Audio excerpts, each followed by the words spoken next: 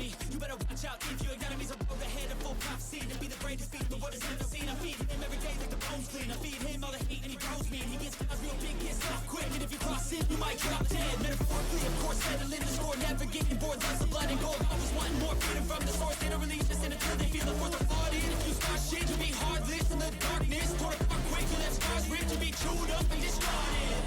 And this world ain't right, won't accept it. Negative energy, I expect it. Once it's in your mind, it's infectious. So fight for your life and reject it. You better give me space, I'm protected. My adrenaline spikes when I'm threatened. And if you stay in my way, I'm aggressive. Cause when there's no exit, I'll kill when I'm desperate.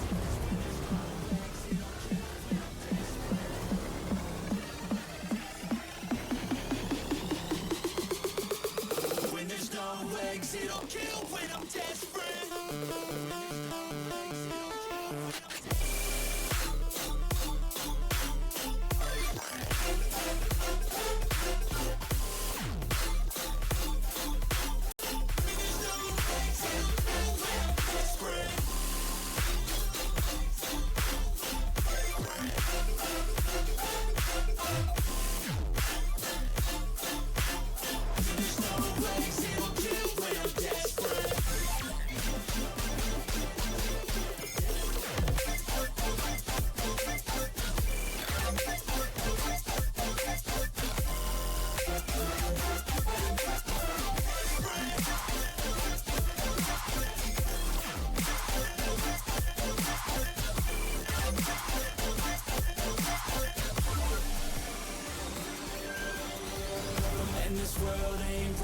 Accept it.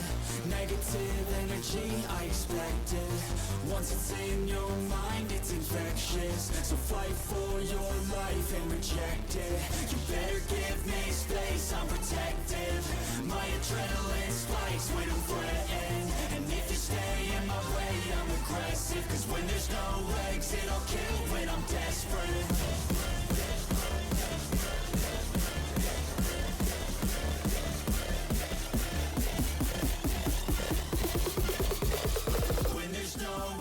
It'll kill when I'm desperate.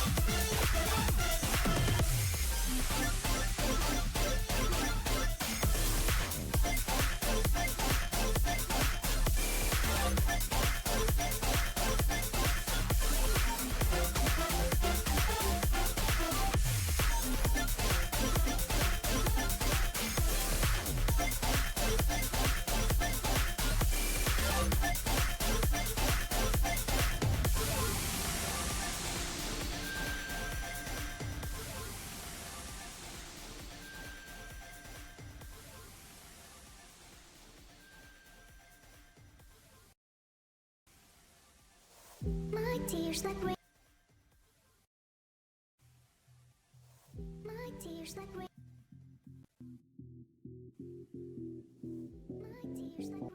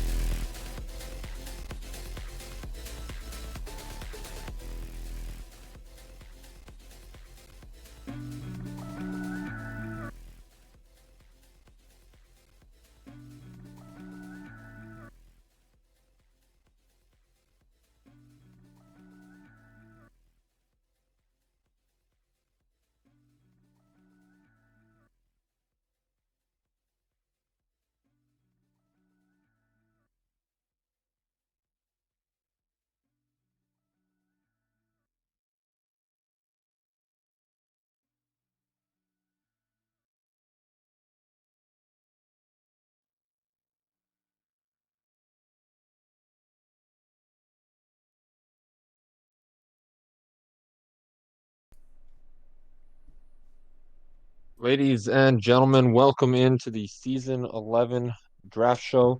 Ladies and Very gentlemen, excited to be welcome here into the once season again. 11 My name draft is show. Evan, aka Ladies Anya and Scola, gentlemen, excited to be and here joining me once tonight, again. as My name usual, a couple is familiar Evan, aka faces Anya are Scola. Excited to be here joining me Squibs tonight.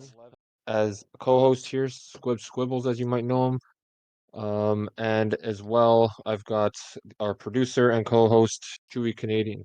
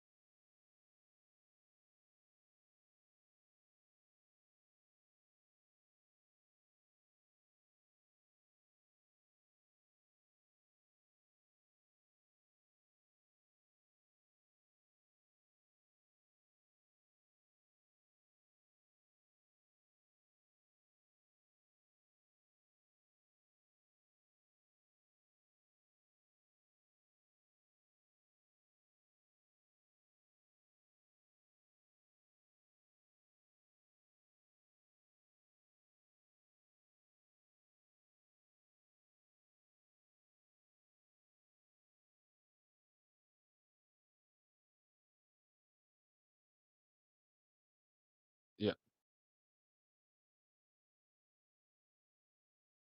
ready? Testing, getting ready for the season 11 draft show. Excited to be here again.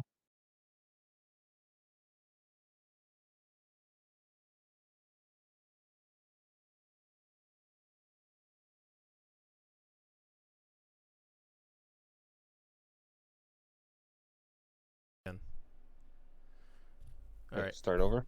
Yeah, we'll start over. Go ahead. Ladies and gentlemen, once again, welcome to the season 11 draft show. I'm your host, Evan, aka Anya Scola. Excited to be here again, joined by Squibbles as co-host yet again, owner of the Florence Firebirds. How you doing tonight, Squibs? I'm doing well. How are you? Doing well. Excited to get this going. Also joining us here, as usual, our co-host and producer. We got ChewieCanadian, owner of the Copenhagen Vikings. How you doing, Chewie? Good. Good. Better now that there's no echo. Not stressed at all. Yeah, fixing. Yeah, should have put out some props for over under on technical difficulties. Did that a few seasons ago, and hopefully that's the only one. But never know. We'll see what happens.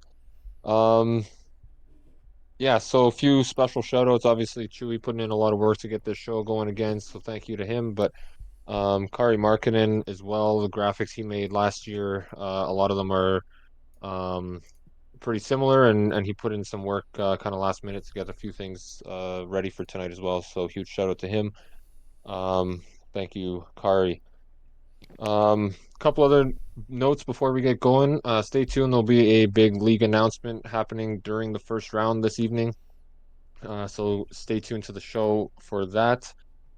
This draft show will be the only place you'll get to see it tonight, at least until the draft's over. Then maybe we'll make a post later. And then also, as far as how the draft works, if you're new to the league as a prospect or don't remember how the show has worked in the past, this is a truly live draft. Um, Picks have not been made in advance yet. We will be on the clock in a couple minutes here with the first overall pick. Each team will have 5 minutes to make their selection.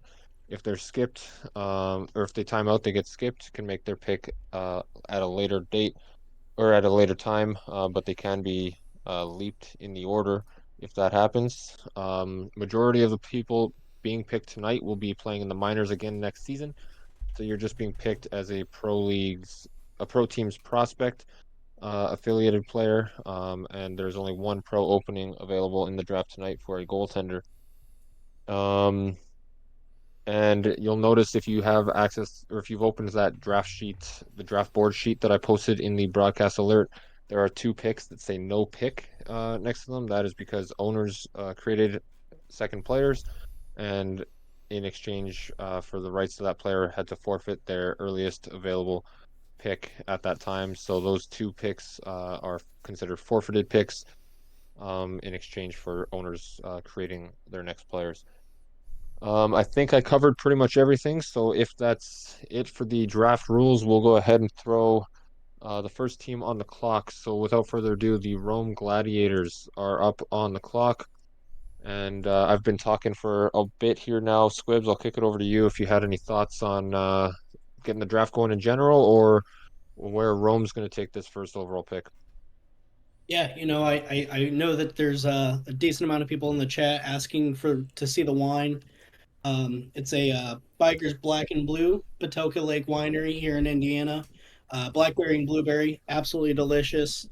Um, don't worry, guys. I also have Diet Coke and a couple of waters. I'll stay hydrated. In terms of the draft itself, Rome, tons of options they could go. We're seeing that they traded Pyro Kirkpatrick this offseason for a pro opportunity. I wouldn't be surprised if they go and scoop up a defenseman here. Only a handful available in the draft. So, as we've seen in prior drafts, with prospects, teams can go in any direction, but with just the limited amount of defensive prospects, I wouldn't be surprised if they go there first. Evan, what are your thoughts on it? Yeah, no, absolutely. They obviously have quite a deep affiliate pool here. Usually defense is kind of highly sought after, but as you mentioned, they could add another defenseman to that pipeline. Be interesting to see, obviously, this season, probably more than past seasons. It seems like every year there's more and more second players in the draft, and those sometimes will get a bit of a value boost just with the fact that it's somebody who's going to be around, already enjoys the league, understands how it works, and is going to be sticking around to make those progressions. So wouldn't be surprised to see if they kind of dipped into that pool here, or maybe they've hit a connection with one of these fresh, brand new prospects here. And with that, the pick is in. Um, so Squibs, did you want to go ahead and make that announcement? Yeah, with the first overall draft pick in the season 11 draft, the Rome Gladiators select right defenseman Ruben Wu, which now puts Miami Maccabees on the clock. Evan, you want to break down the Wu pick? Yeah, so Ruben Wu, been super active since they came in the league. Not surprising to see them picked early on here. Been pretty much in the chat every day since they created this player. As far as their player, it's an offensive defenseman, big build, 6'9", 226, left-hand shot. I think I heard somebody the other day when I was chatting with some people, or that this this build kind of reminds us of IMT a little bit, Iko Mika Tikkanen, a player who's no longer in the league, obviously, but had some success for a short time with a big offensive defenseman build, big size. So we'll see if they're able to kind of replicate that success. But it's a build that's been proven to have some success before, even if it was a while ago and in a limited capacity. Chewie, I don't know if you're available to talk. We haven't really brought you in too much yet, but did you have any thoughts on the pick of Lou there?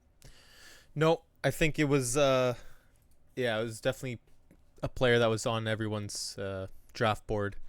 I didn't suspect they would go farther down than like top 3 or top 5 in the draft. So definitely a solid pick for Rome. And I gotta look at my draft board again because obviously he was on there. So Yeah, fair enough. And I just realized we did bug you as you're about to go on the clock here, so we'll let you go sort that part out. I'll go ahead and announce the second overall pick here, and that is left defenseman Justin Case, um, going to the Miami Maccabees. That'll throw Copenhagen up on the clock. So Justin Case is one of those second players that we talked about, or that I mentioned off the top here. It's Nikolai Redding's second player, so something that not surprised to see them get picked early. Because like I said, it's somebody that you can expect to be in the league, sticking around. So 6'2", 210 pounds, and that's another offensive defenseman taken here. So Squibs, I'll kick it over to you here. We've seen offensive defensemen kind of slip in the draft in previous seasons, get picked, later rounds. That's kind of a build. You don't want to have too many on your roster at one time, but it is a build that can have quite a bit of success. What are your thoughts on, two of them getting picked here early? Maybe it's bucking the trend of OFDs, or do you think it's more about the user, and then they can work around it from there? Yeah, I think a lot of it lies on the user. Obviously having a good build definitely helps. But being somebody that's active, being prominent in a lot of the chats, as both of these individuals are, I think really is carried through. Of course, as being Redding's second player, as you've already touched on, more likely to stick around, more likely to be in the league for a while, do progressions. They know how everything operates. Um, and in terms of offensive defensemen, absolutely. Having too many of them can present a challenge, but you look at guys like in Florence past few seasons, even got JQ over in Turku, William Heaney, really kind of staples on defense for their teams and helps provide offense. And the longer they're in the league and longer, they're kind of growing and progressing, the better off they are in terms of being the defenseman as well as being offensively sound. So. Um, and as Mega Monster points out, his championship ring as a minor coach last season. So, yeah, he's definitely been around for a minute. So, I think user carries a lot here, but like I said, having good offensive defenseman builds goes a long way as well.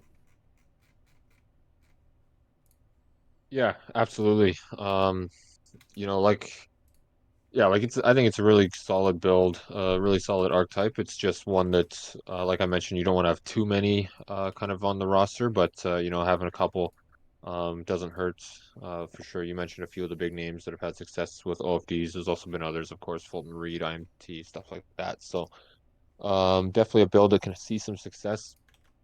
Um, while we wait for the Copenhagen pick here, maybe what I'll do. So a couple things I didn't mention off the top. We do have the awards for the season are being announced tonight throughout the draft, so stay tuned for that. If you're interested to see if you or any of your teammates took home some silverware. But also we've got a few leagues around the sim community that have sent us kind of little write-ups that we'd like to give some shout outs to, just um, trying to help grow the sim community a little bit, because obviously we've been blessed here to have a pretty big community in Goals, and we're hoping that kind of the sim leagues can continue to grow. So while we wait for Copenhagen's selection here, I'll read off one of those one of those league reads here. So Esports Simulation League, ESL, is a competitive simulation racing league dedicated to bringing together racing enthusiasts and simulation fans to engage in a unique and exhilarating racing experience where AI drivers compete on all types of oval tracks in hopes to achieve the ultimate goal of being a series champion. Um, so there's the ESL details. If you want to join that league, we do have a QR code we can put up on the screen, but also you can get a link from a number of us in Gohls that are in this league as well. It's a great league to be a part of if you're into racing. Um, yeah, so if you have any questions, feel free to reach out. With that, Squibs, the third overall pick is in. If you want to go ahead and announce that one. Yeah, so with the third overall pick, the Copenhagen Vikings select right winger Ray Bashan, which now puts Columbus Chill onto the clock. Chewie, if you're available to talk, you want to talk about your pick and break it down for us? Yep. Just give me a sec, because this is. No, sorry. Give me a sec.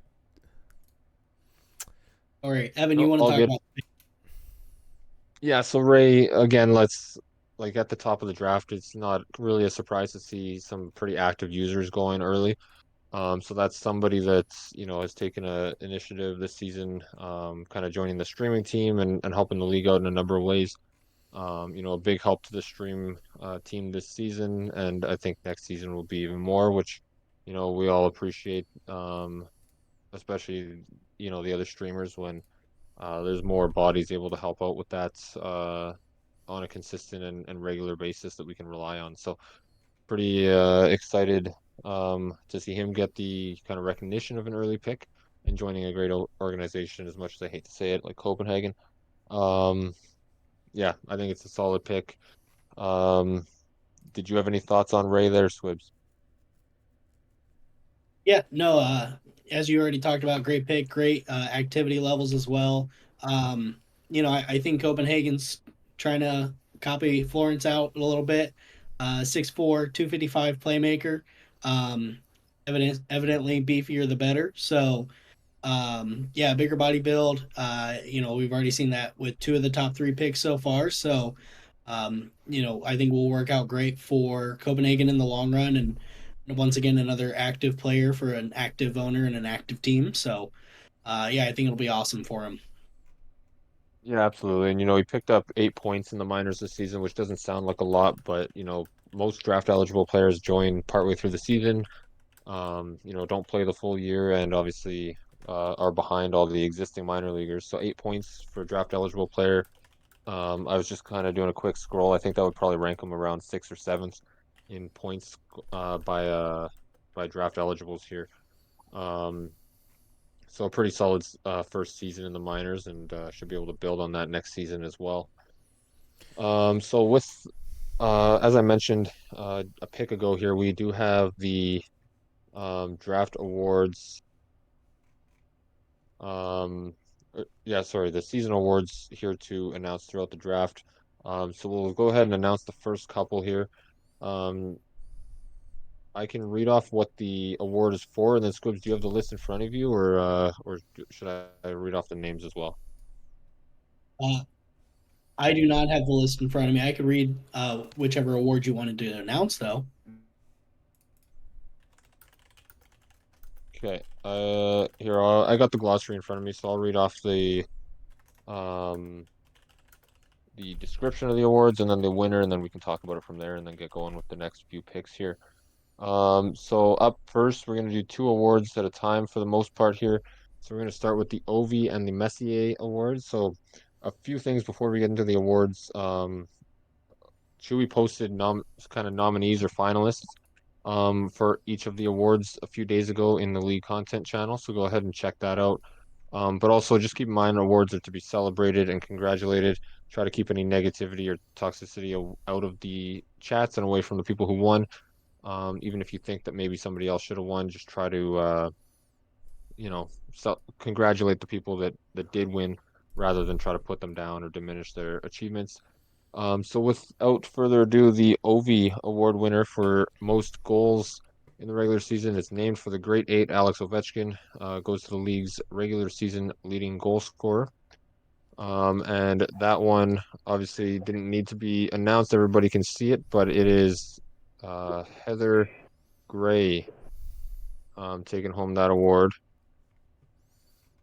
So congratulations to Heather for the most goals this season.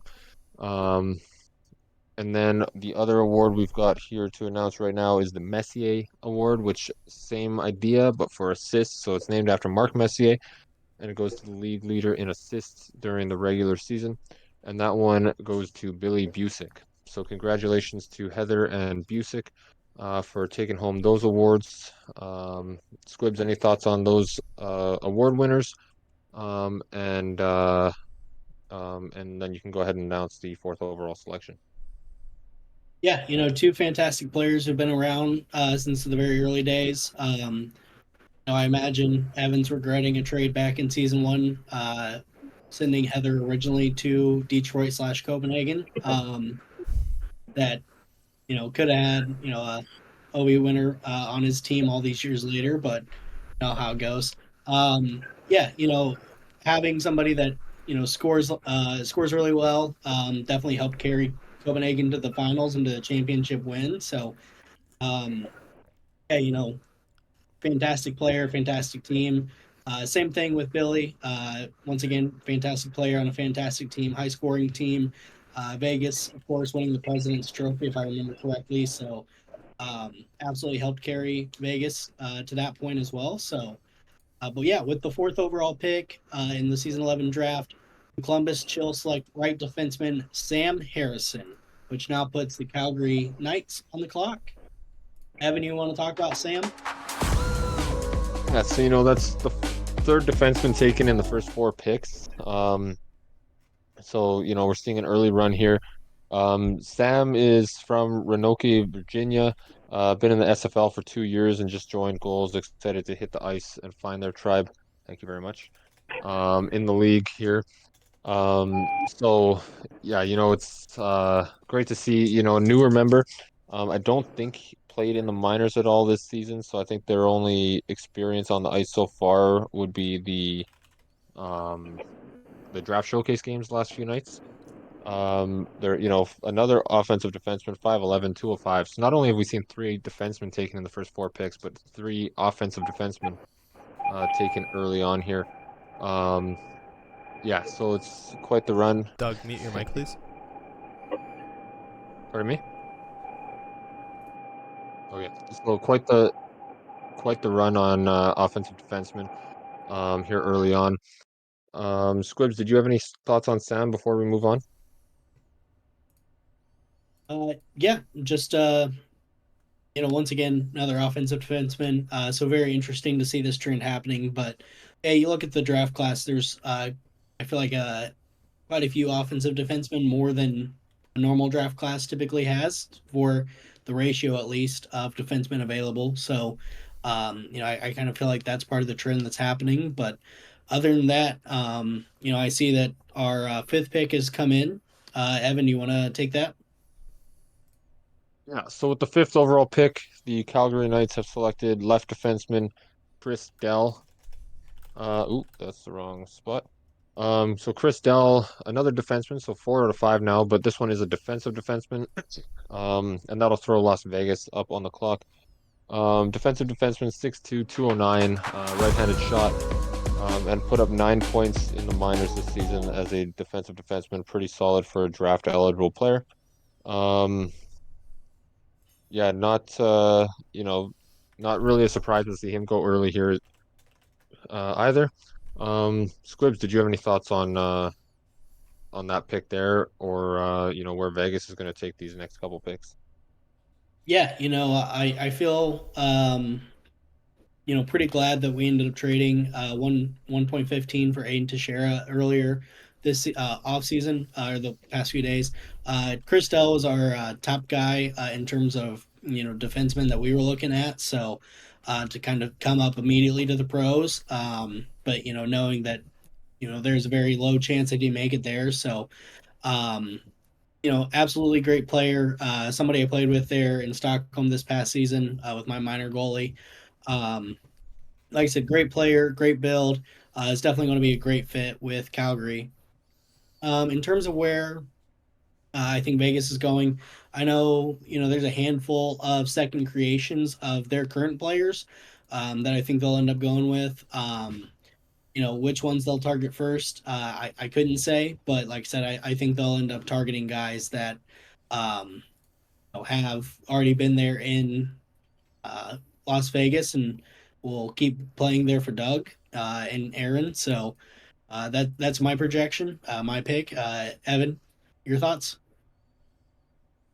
Yeah, it kind of like the writing's almost on the wall with how many picks Vegas has and how many of their players made their second players for this draft class. So wouldn't be surprised to see a couple of those go here to Vegas. Um, and yeah, like I said, like second players can be pretty valuable here just because that they're going to be sticking around, especially in a case like this where there's a lot of Vegas players with their second players. That could really put them in a position to get somebody that they know and they trust to put into their system and develop them along the way here. Um, yeah, while we wait for the Vegas pick, maybe Luigi, if you're around and you want to maybe talk for a sec here. Don't have a pick coming up for a bit, so if you wanted to kind of give your thoughts on, the draft so far, any thoughts on that kind of as a, not a new GM, but kind of on the newer side, being this your second or third draft. For sure, yeah, I don't mind hopping on and saying a couple of things. Y'all can hear me, right? Yep. All right. So yeah, I mean, draft's gone as I've expected so far. Players that have been drafted, I expected to go in the top 5, so no surprises there. I've just over the past couple of weeks, Bobby, the team owner, and then we've just been, talking, getting our thoughts together, putting our draft board together, getting ready for tonight. We don't pick until 18, so we'll be sitting for a minute, waiting to see how this unfolds. But we have a couple of guys that we're hoping will be there at 18. But yeah, my third draft, I've enjoyed it. I felt like we've had good classes since I've been here, and I expect that to kind of continue tonight, continue building our culture here on the island. Awesome. Yeah, no, that sounds great. That's, that culture is such an important word. I think sometimes when you're drafting, making sure you get somebody that, is going to fit in well and kind of have a good attitude, especially if they're going to be in the minors for a bit. You want them to kind of be okay being kind of part of the organization without necessarily making that jump up right away and having a bad attitude or anything along those lines. So, yeah, I think draft interviews is a big part of that process for some teams. And yeah, Squibs, any thoughts on what Luigi had to share there? Yeah, no, I think Luigi has done a great job so far in Honolulu, and I think Honolulu is doing a great job in terms of their play and, knocking off President Cup trophy winner this past season. So, yeah, I think Honolulu's in a great spot looking to keep building on a great future they have with some young players on the pro roster, some solid affiliates as well, and whoever they end up scooping up tonight. Evan, I think I see Vegas's pick come in. You wanna take that? Absolutely. So yeah, with the 6th overall selection, Las Vegas has selected left defenseman Vinny Boombats, who not much of a surprise there, being somebody that we talked about Vegas having a few second players in this draft. That is Billy Busik's second player. A player we just talked about winning the Messier Trophy this year for the most assists. And now their second player is joining that organization as well, so kind of continuing that legacy. And then with the 7th overall pick, we'll just go ahead and announce both and then talk about both. They have selected center Fillmore Sim, who again is another Vegas second player. If I'm not mistaken, that's Truck Ackles, I believe. So that's just the second forward we've seen picked here through the first 7 selections. Yeah, what are your thoughts there? I mean, not really much of a surprise. We kind of already talked about the thought process there, but any thoughts on those 2 picks specifically here, Squibs? as Norfolk Navigators goes on the clock with their brand new owner. Yeah, you could say it's kind of getting shaggy up in here, Mister Boombatstic, out here. Yeah, I'm sorry. The the puns will, we start off without very many. They'll slowly, filter in as the draft progresses. As the wine Um, flows, as the wine flows. exactly. Like Evan, one of these days Evan's going to not invite me just so he avoids these uh bad puns, but is what it is. Yeah, no, another offensive defenseman, which is kind of interesting. But then also Fillmore Slim, looks like a very solid sniper build. But bigger than that, two players that have been there with Vegas for a long time, so it makes sense that um, to get them again. So Evan,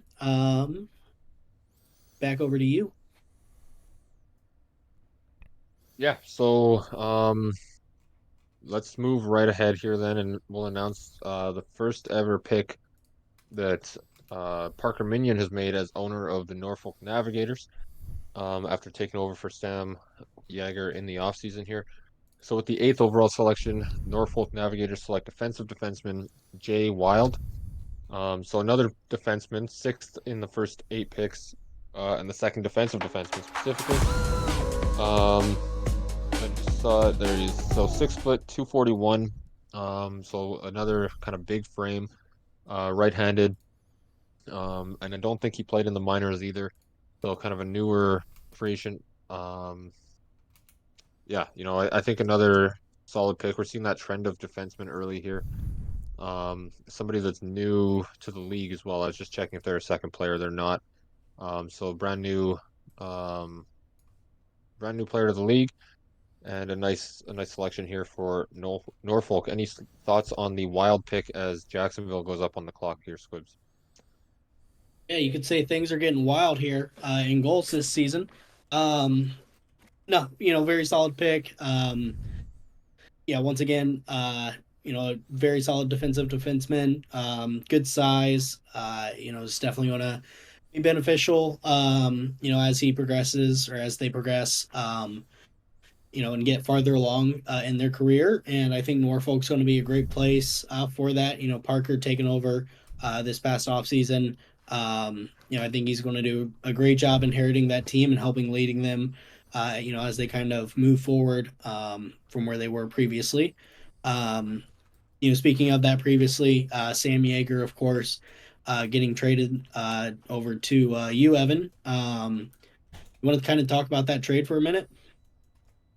Sure, yeah. Sam was somebody that I've known in a handful of leagues. It was a draft show that kind of put us uh first in communications. We had talked a little bit before, but after a draft in like season 4 or season 5 for Goals, he reached out asking if I could help put something together for Sable in the kind of a draft show kind of realm, and we got talking and kind of built up from there. And then yeah, we're in a bunch of leagues together, and once he became available, we reached out and got a deal done that we were pretty happy with. Gave up a pretty good defensive prospect in Larry Viborny, who I think is going to have a good career. Gave up a couple picks, but we were happy to get someone like Sam in, and good attitude and some staff experience to kind of help us out as well. So, and the last time him and I teamed up on a sim league, we won a championship. So maybe we can break the Turku's curse if he's here to help out too. We'll see what happens.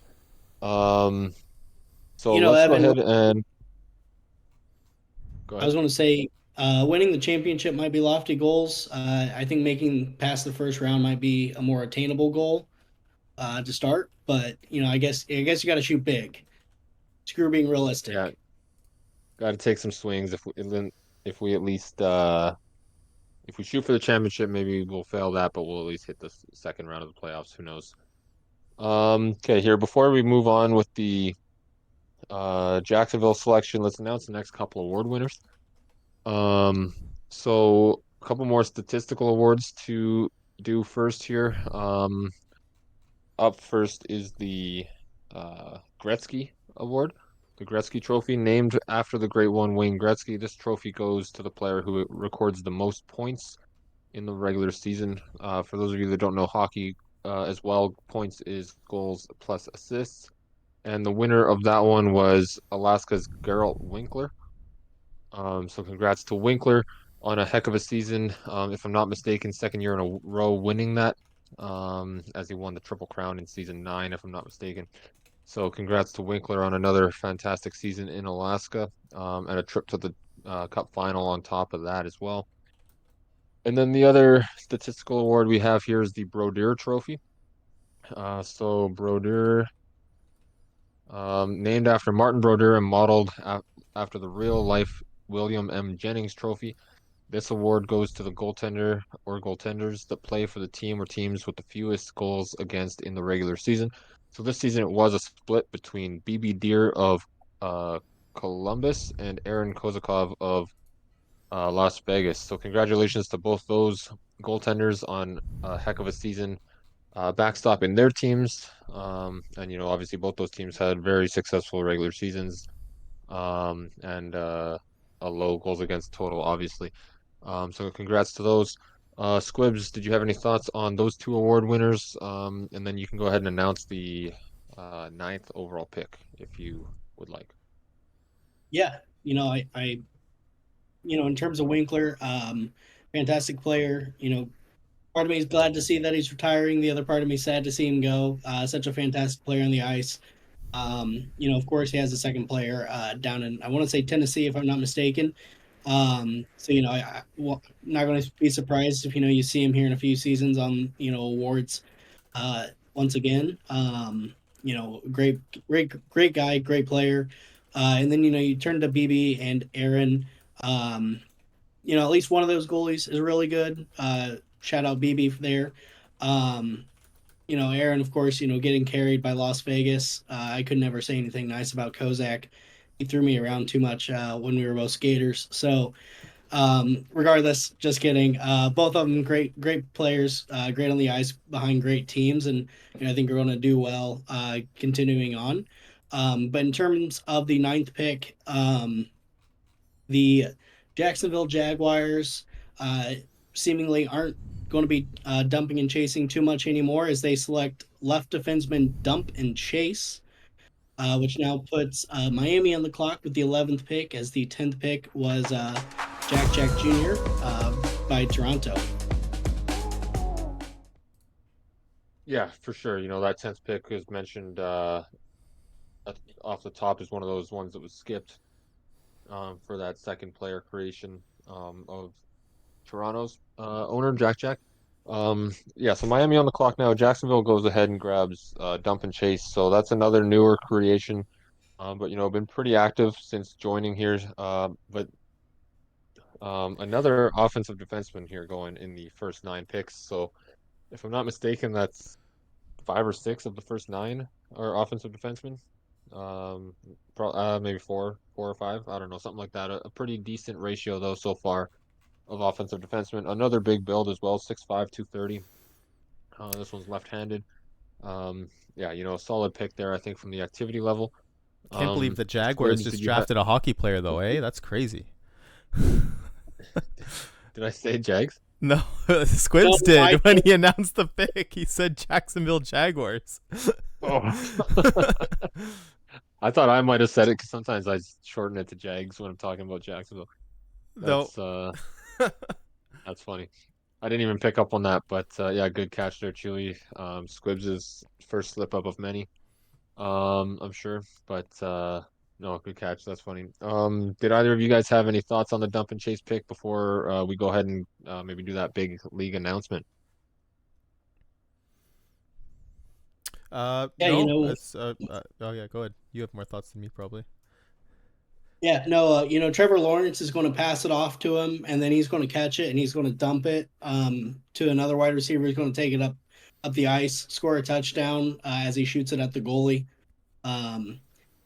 Clearly, I'm all here. No, I actually got a notification, some fantasy alert, because I'm in like 20 fantasy leagues. Thanks, Evan. Didn't even recognize that I made that slip until multiple people pointed it out to me. Nice. All right. So before we continue here, like we mentioned, the 10th overall pick is skipped. So 11th, Miami is on the clock. Just before we get to that selection, as I mentioned, we do have a league announcement to make. My plan is kind of to do it halfway through the first round. So here we are. Um, so on behalf of the Gohls League office, we have some breaking news to share. Next offseason, prior to season 12, Gohls will be adding 4 new pro teams to the ranks. This will be our first expansion since season 7, and we're excited for the opportunities it will create. So here's what it means. 76 additional pro roster spots are being opened up for players to move up from the minors. This adds a lot of chances for players to be called up on top of any other retirements we see, which we will see more and more each season as players age out as well. 24 team league in the pros starting in season 12, staying with 16 playoff teams. Goals has been more competitive than ever from top to bottom, and we can't wait to see what these 4 new teams bring. Likely a smaller minor league. With all the players getting to move up to pros, we're expecting less minor league teams in season 12. Number of teams will depend on league growth over that time and subject to review every season, as it always is. The exact format and numbers, as far as who can protect how many and expose how many, how players will be picked or how many, all that's to be determined, but will be circled to all owners and GMs as soon as it's finalized, likely before season 11 begins, so they have the full season to think about it and prepare.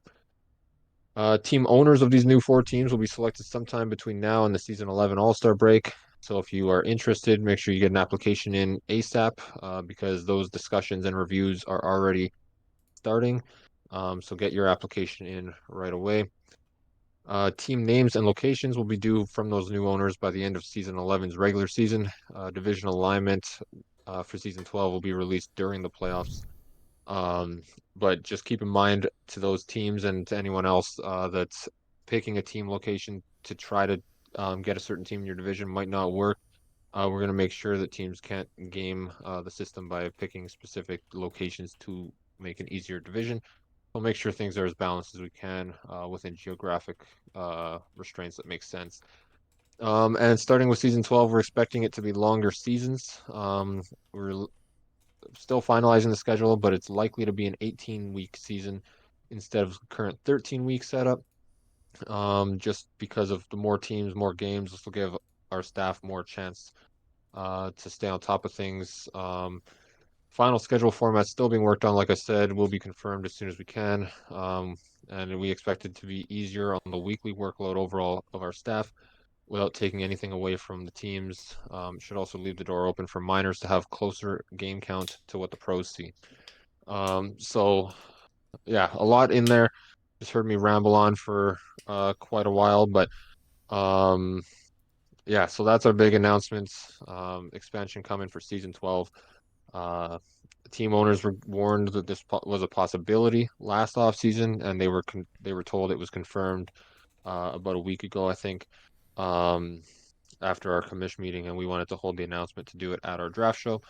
So now it's out to the league. If you guys have any questions about it, feel free to reach out to any of the commissioners. My DMs are always open, and I'm sure the other guys as well would be happy to help answer any questions you have. Chewie or Squibs, maybe we'll kick it to Chewie first if you're available. Did you want to weigh in on that at all, and then maybe announce a pick while you're in here? No, sorry. I Okay, I won't be Squibs. able to We'll do kick it much over to talking Squibs then. this draft. Maybe in the second round.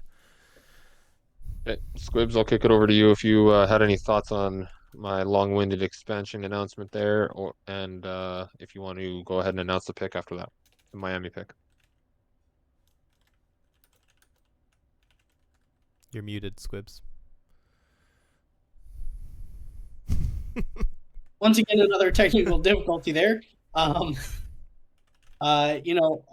Chewie seems to be a little bit rusty, but he's putting on a great show behind the scenes. So I guess I have to give him a break there on talking during the draft itself. So is what that is. However, expansion is going to definitely be a fun time. It's going to open up a lot of pro opportunities for a lot of these players that have been in the minor leagues now for 2, 3, 4 seasons maybe. So I think it's going to do really well. Longer seasons sound awesome. You can never have too much goals. I think it's going to be a lot of fun, a lot of uh, great times. Give a having a longer season, of course, just gives more chance for new teams to kind of move up in rankings.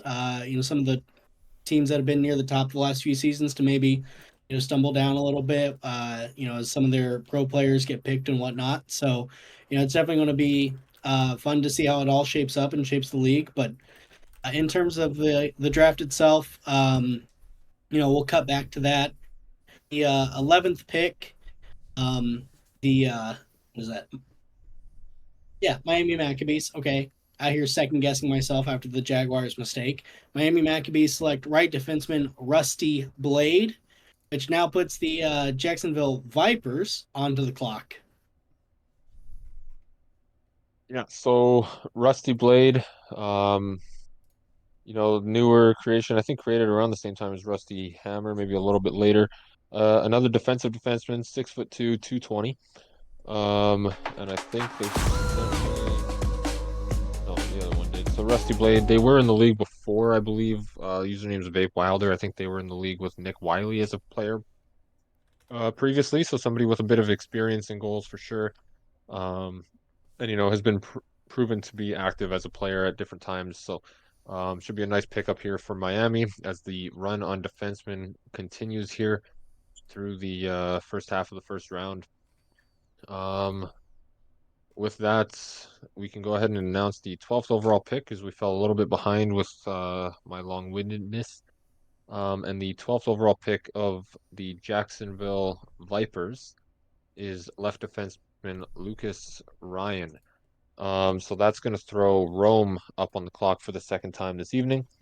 Lucas Ryan is where'd it go? There it is. Lucas Ryan is a two-way defenseman, 6'2", 210.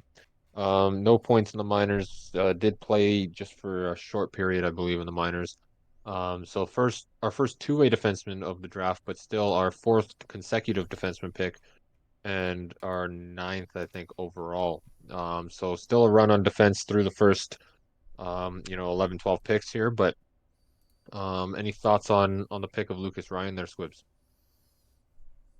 Yeah, once again, another great pick by Jacksonville there. Definitely got a long term, or they have a lot of long term pieces on their defense currently that are, slowly getting older. That they'll, need to work on replacing. Eventually, I got to imagine Tater Slice's contract demands are going to become too much, and Scurvy's going to tell him to hit the road. But till that time comes, uh, they're going to, be able to develop them. And it is interesting to see, a class that had, a smaller amount of defensemen than I would say we normally see in a draft class to be going this early, but at the same time, not overall not too surprising. So, very solid pick by them. Evan, back to you. Yeah, so let's do one more pick announcement here, and then we'll do another award announcement here.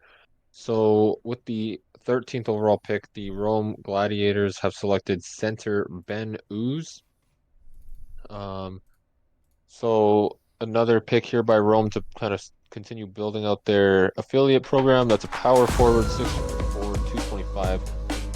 Didn't play in the minors at all last season. So another newer creation, but from all that I've seen so far, seems like another active member to the league. So Rome picks up another forward. And Squibs, did you have any thoughts on that pick before we go ahead with the next award announcements? Always been a fan of power forwards. Naturally, of course, was a power forward with my first player. Yeah, I think it's definitely got, a very solid build, going to be uh, a great piece to build there for Rome. Somebody that's eventually going to likely play some time on the power or the penalty kill. And also, be, solid offensively as well as, they progress. And, you see a lot of power forwards in the league, being able to want to do it all, as well as lay out some big hits. So, I think this guy is oozing with potential, if you know what I mean. So, Evan, I'll kick it back to you. Yeah, I knew that last pun was coming for sure. Wasn't sure how you'd work it in, but that name was begging for it. So, but without further ado, before we continue the first round, we will announce the next two award winners. These ones coming from the minor league. So we're gonna go ahead and announce the Jaffrey Award winner, which is down here. Named for Jason Jaffrey, who had 473 points in 602 AHL games. This trophy is granted to the most outstanding forward in the minors.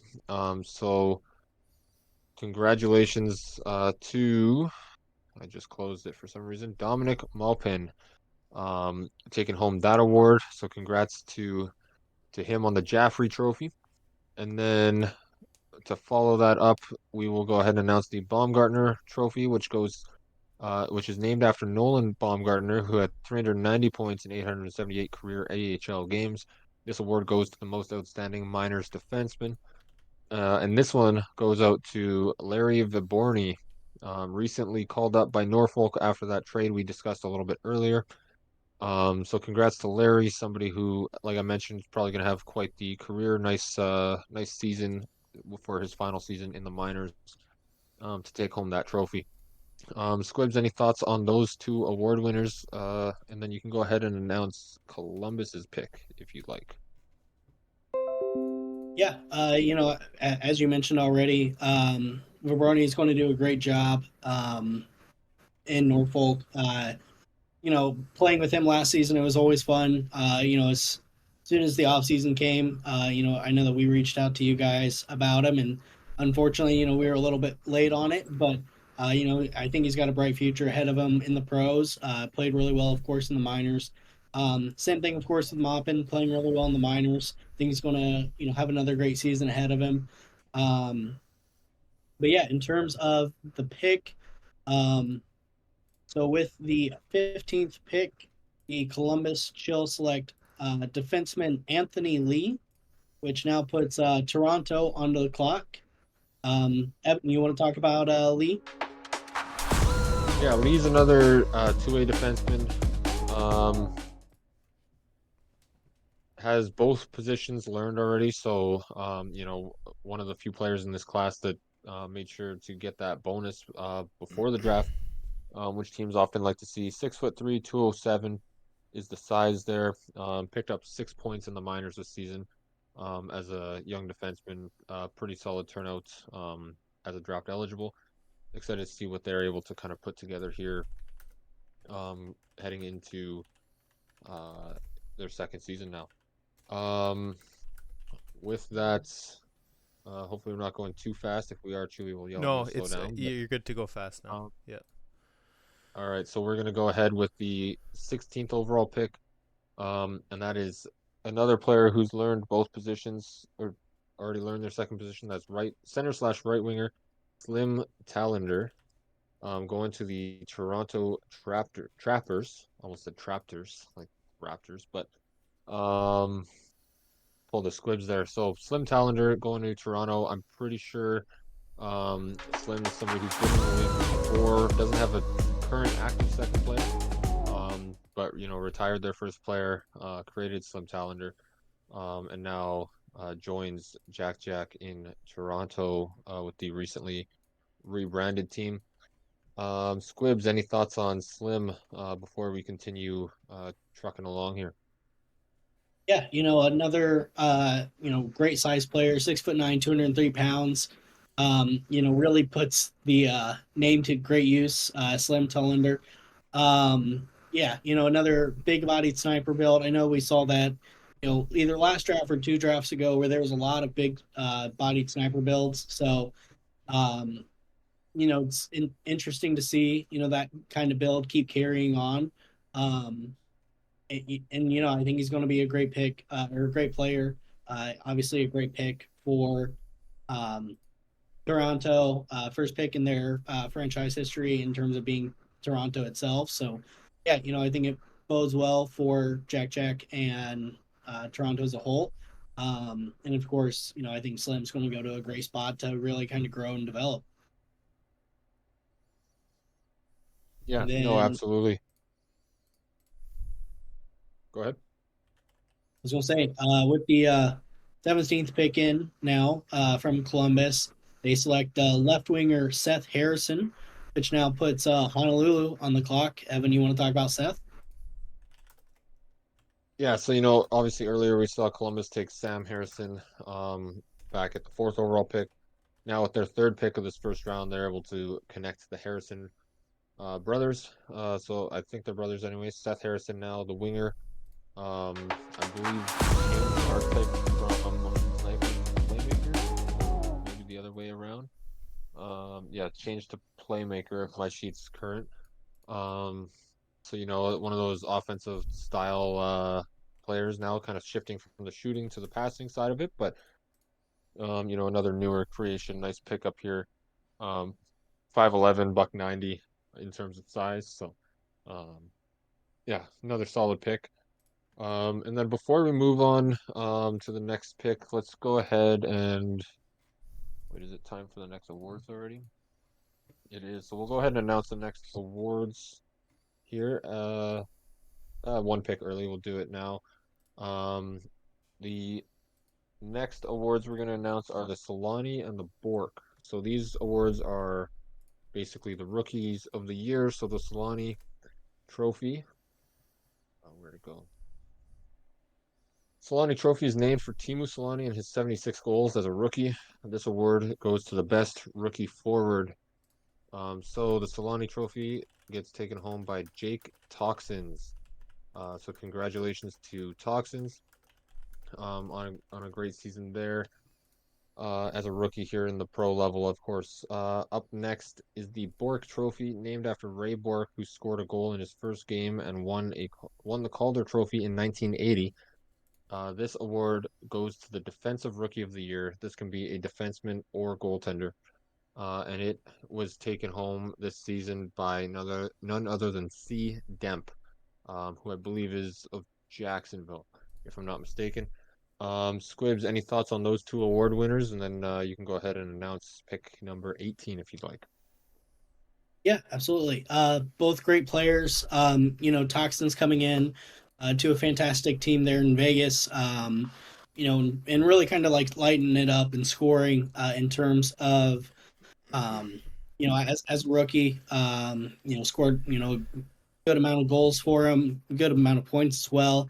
And if I'm not mistaken, played predominantly, if not only on the fourth line. So, really able to kind of excel in a limited role, which I think only bodes well for their future, and what they're able to provide for Vegas in the long term. Um, and then in terms of CDEMP, being up against a couple of other goalies, that's always tough to, play well enough on the ice and to play enough meaningful minutes to, kind of outpace, a goalie that's playing pretty much the entire game, every single game. But, Dimp was able to do it once again on a great team in the Jacksonville Vipers, and really kind of provide them, a very solid, young back end guy that I think once again is going to bode well for their plans long term to try to help keep them near the top. So, um, yeah, and then Evan, we're at the 18. 18th pick. Yep, perfect. So with that, the Honolulu Tropics select left winger Art Lafleur, which now puts Alaska Arctic Wolves on the clock. Evan, you want to talk about Lafleur? Yeah, Art Lafleur, 6'2", buck 90. Picked up a couple goals in the minors in limited time there. So, anytime a draft eligible player has some points in, what was a pretty short time frame for him, that's a good start to his career, and then can kind of just build on that moving forward. Now, as a Tropics affiliate, um, I don't have the rosters in front of me, but just a note, anybody who's being drafted tonight, your minor league team for next season's already been determined. You can go ahead and check that. It's just by your roles in the Discord server or the roster sheet for goals as well. So, even though you're being drafted by by pro teams. These you're going to be playing in the minors under different teams for balanced rosters.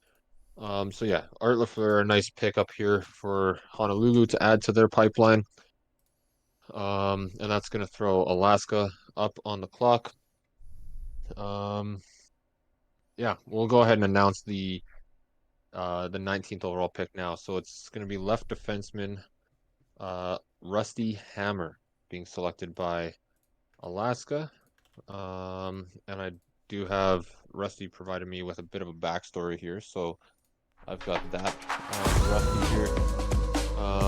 During high school, he played junior hockey and still holds 2 league records. Most time spent in the penalty box, and was the only guy to ever take off his skate, and try to stab somebody. Is what he claims are his 2 records. So, if you take anything from that, he's going to be a physical presence for Alaska on the blue line. We've seen the defensemen kind of slow down a little bit in terms of who's been picked last few picks, but that's another defenseman going here in the first round. So Squibs, any thoughts on Rusty Hammer and that physicality that he brings to the ice, and what he can do for Alaska? Yeah, Evan, I'm glad to see that you weren't very rusty on that pick. Really kind of hammering away on these draft picks as we're continuing on in this draft. But in terms of player on the ice, I think he's going to do a great job. We've had a few hammers come through before in the league, and I think they're okay. Doing pretty well at hitting people as well as doing well on the ice. So I think Rusty's going to kind of keep that trend going. Once again, bigger bodied. I think Alaska, I know a few seasons ago built on hitting people, a lot, and so I think they're going to kind of get back to their old ways and work on slowly hitting people again. I think it's a great pick for him. Yeah, absolutely. Couldn't agree more. So just before we go to the 20th pick, I don't want to fall too far behind on these league reads, because we do have a few to kind of read off here. Leagues to promote. So next up is United Sim Football Association. It's a free-to-play league and a subscription league based on American football, where you can create your own player or players, live out their legacy. They use Madden 24 as their engine and currently have 12 fully custom teams modded into the game. Whether you want to be a star QB or on the last drive to take the lead, or that hybrid safety lurking to get the big interception, the USFA has a home for you with over 25 builds over various positions. You have the ability to build the legend of your dreams. The community is growing each day, and as more talent signs up, they go live nearly every day on YouTube and or Twitch to put the players out on the gridiron. Can't wait to see you there. All right, so with that, another league to check out. Again, if you have any questions, that one's run by Caboose, Catherine Kamenev, so feel free to reach out to him, or check the other league's channel for a link. Squibs, did you want to go ahead and announce the He's not here. 20th overall pick? Squibs is not here, so I will go ahead and announce the 20th overall pick. With that selection, the Tennessee Black Bears at number 20 select right defenseman Anthony Simmons the fourth. So that will round out the first round. That's another player that we've seen in the league before, so has some experience with goals, a bunch of experience in different sim leagues. Really big build, two-way defenseman, 6'7", 245, and picked up 3 assists in the minors, no goals last season. So that concludes the first round of the draft. Action-packed first round, lots of defensemen taken, and that big league announcement in the middle, and of course some awards handed out all in between that. We will go ahead and recap the second round here, and then, the first round, and then get going with the second round, where we will see Las Vegas up on the clock. So the first round started off with Rome taking Ruben Wu. Miami took Justin Case, Copenhagen Ray Bashin, Columbus Sam Harrison, Calgary grabbed Chris Dell, Las Vegas took Vinny Boombats and Fillmore Slim, Norfolk took Jay Wild, Jacksonville with Dump and Chase. Miami takes Rusty Blade with their second pick of the night. Jacksonville on their second pick of the night took Lucas Ryan, and then Rome followed it up with Ben Ooze. Columbus takes Anthony Lee and Seth Harrison, with Toronto grabbing Slim Tallender in between that. Honolulu took Art LaFleur, and then Alaska with Rusty Hammer, and then, as I just announced, Tennessee took Anthony Simmons the fourth. So that concludes the first round, and the second round is now open with the Las Vegas Sinners on the clock. And yeah, there was nothing else for in between the two rounds. So I will go ahead and kick it over to Squibs now. I think you're back. If you'd like to go ahead and announce the first pick of the second round here. I'm not back. I'm with the Vegas Squibs. pick. Hey, Sorry. Yeah. So with the first pick in the second round, the Las Vegas Sinners select right winger Gus Davis, which now puts Glasgow Blackwatch onto the clock. Saw the GB, went for Green Bay. Is what it is. Don't worry, guys. I got my cheese. Evan, I'll kick it over to you to talk about Gus. Yeah, so first I did say, your slip up earlier was first of many, and you're making me look good in that prediction so far. Yeah, Gus Davis, another, of course, Vegas picked another one of his second players. So not really a surprise there. I think it's Victor Davis's second. So a nice pickup there for Vegas, grabbing somebody that they know quite well and can trust to progress. Before we move on to the second pick of the second round, we will announce a trade for a pick coming up. Once I get this pick input. All right, there we go. So the Las Vegas Sinners have traded the fourth pick of the second round. So coming up in just 3 picks here, to the Florence Firebirds in exchange for Brooklyn's season 12 second and Florence's season 13 second. So Vegas picks up a couple future second rounders in exchange for a pick here in a few draft slots. After, Vegas still has one more pick coming up before that anyway. But yeah, Florence making a move to trade up here. So Squibs, did you maybe want to talk about the mindset of that trade or anything like that? And then you can go ahead and announce Glasgow's pick if you'd like. Yeah, we saw a guy that we really like, that we know was still available on our board. So I messaged Trevor and the rest of the guys and asked him if they wanted to try to make a trade for one of these upcoming picks to see if we can scoop them. Of course, our first pick prior to that was 3.06, so we were going to be sitting around waiting for a while. We knew this guy wasn't going to fall there, so we wanted to try to move up to see if we could grab him, and hopefully we're able to when the time comes.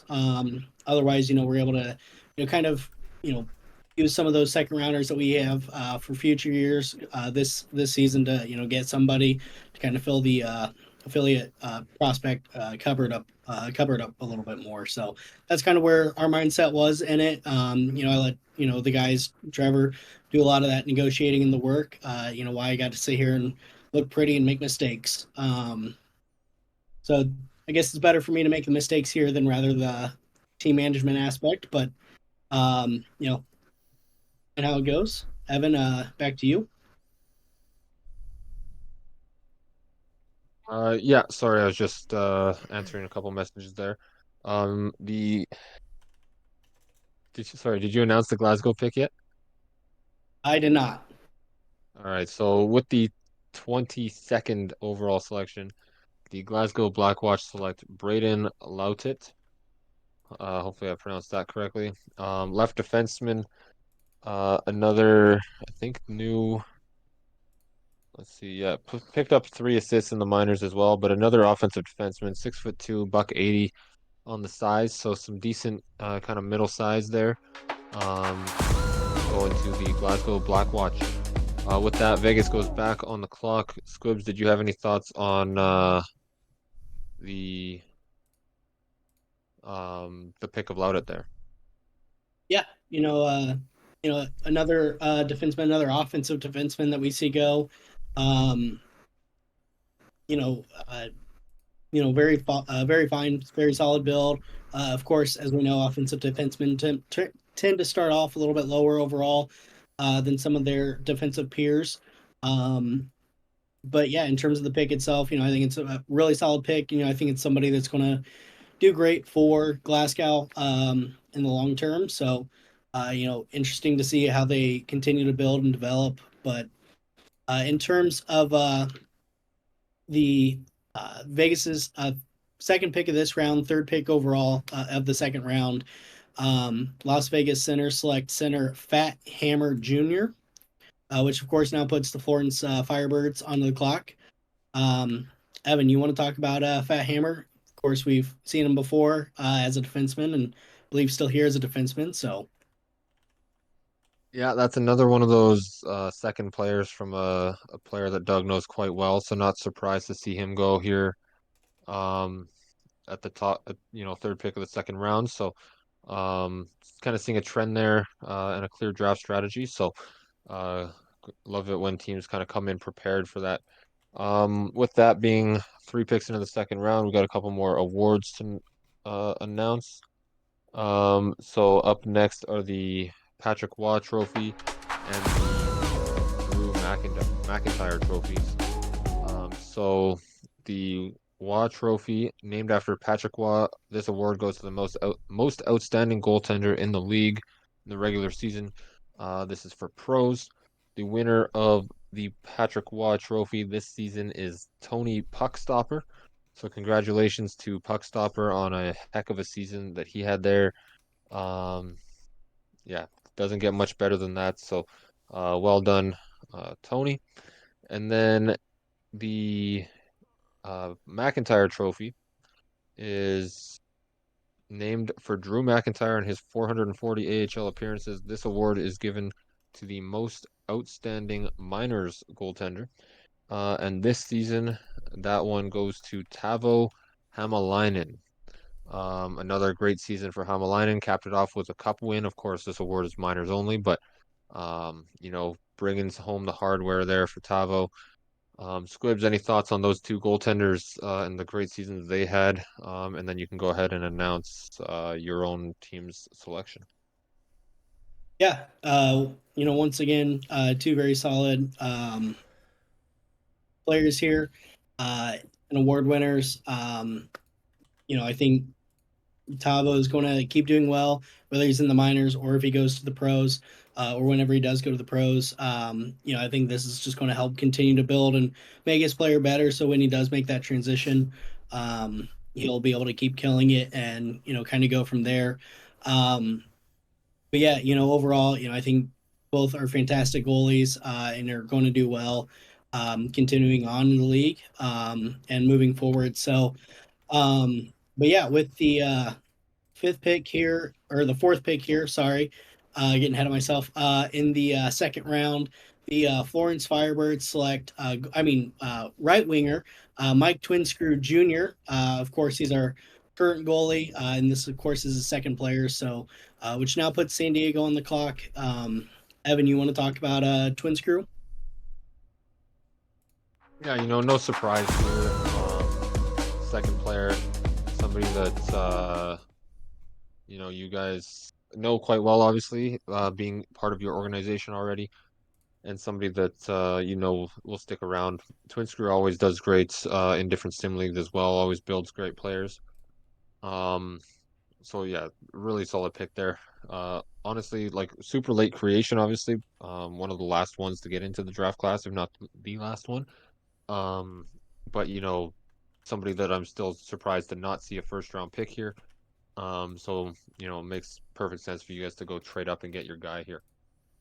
So with that, we can go ahead and announce the fifth pick of the second round, and that is right wing sniper Ike Hewitt going to the San Diego Reapers, and that'll throw Jacksonville up on the clock.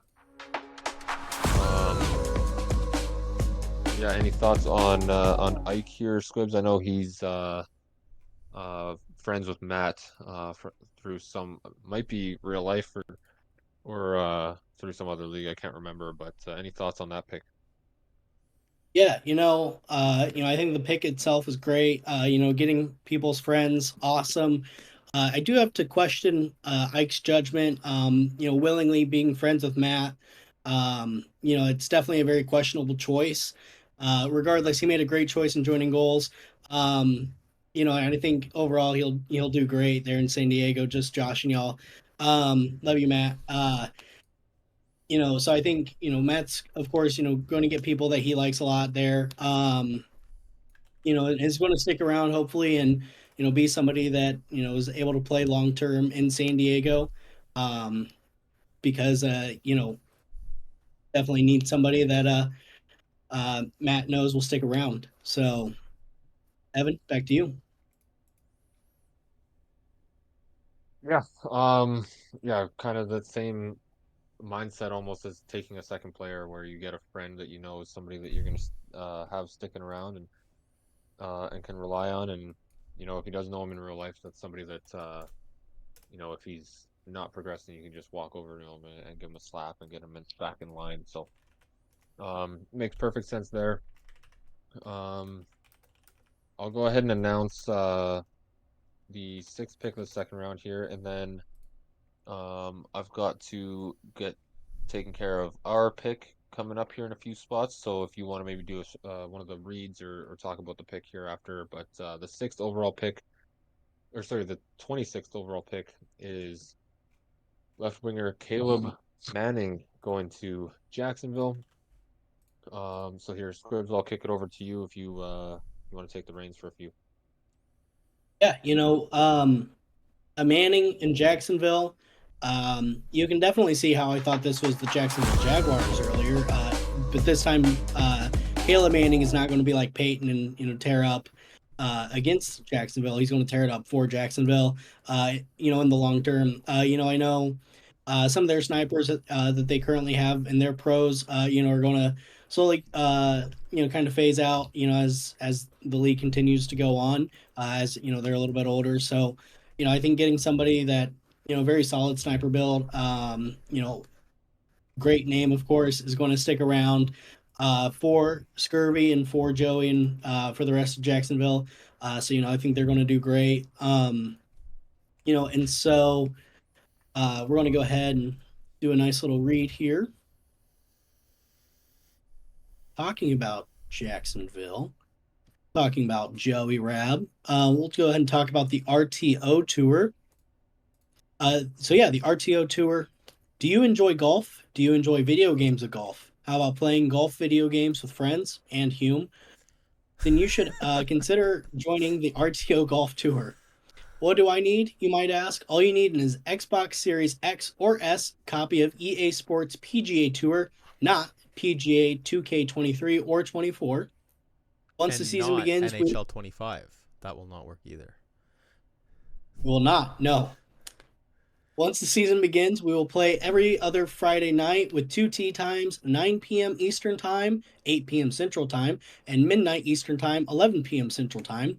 If you're interested, you can reach out to Joey Rab, Trunin, or Ani Escola / Iro / Evan here for information.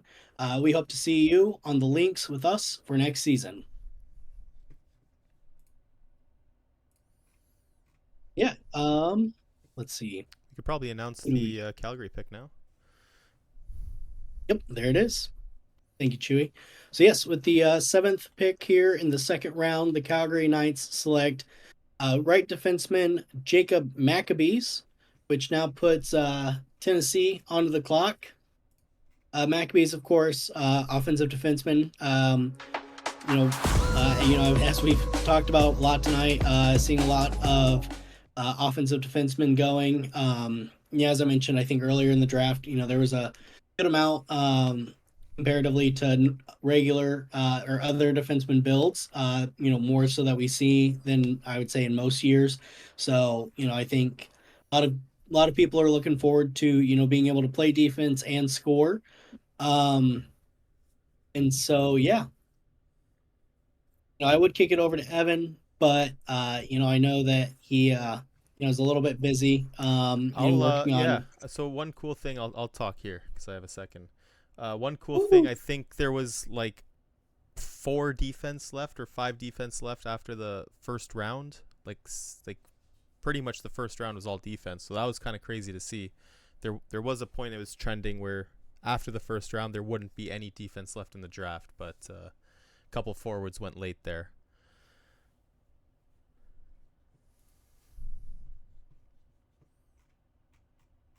Very true.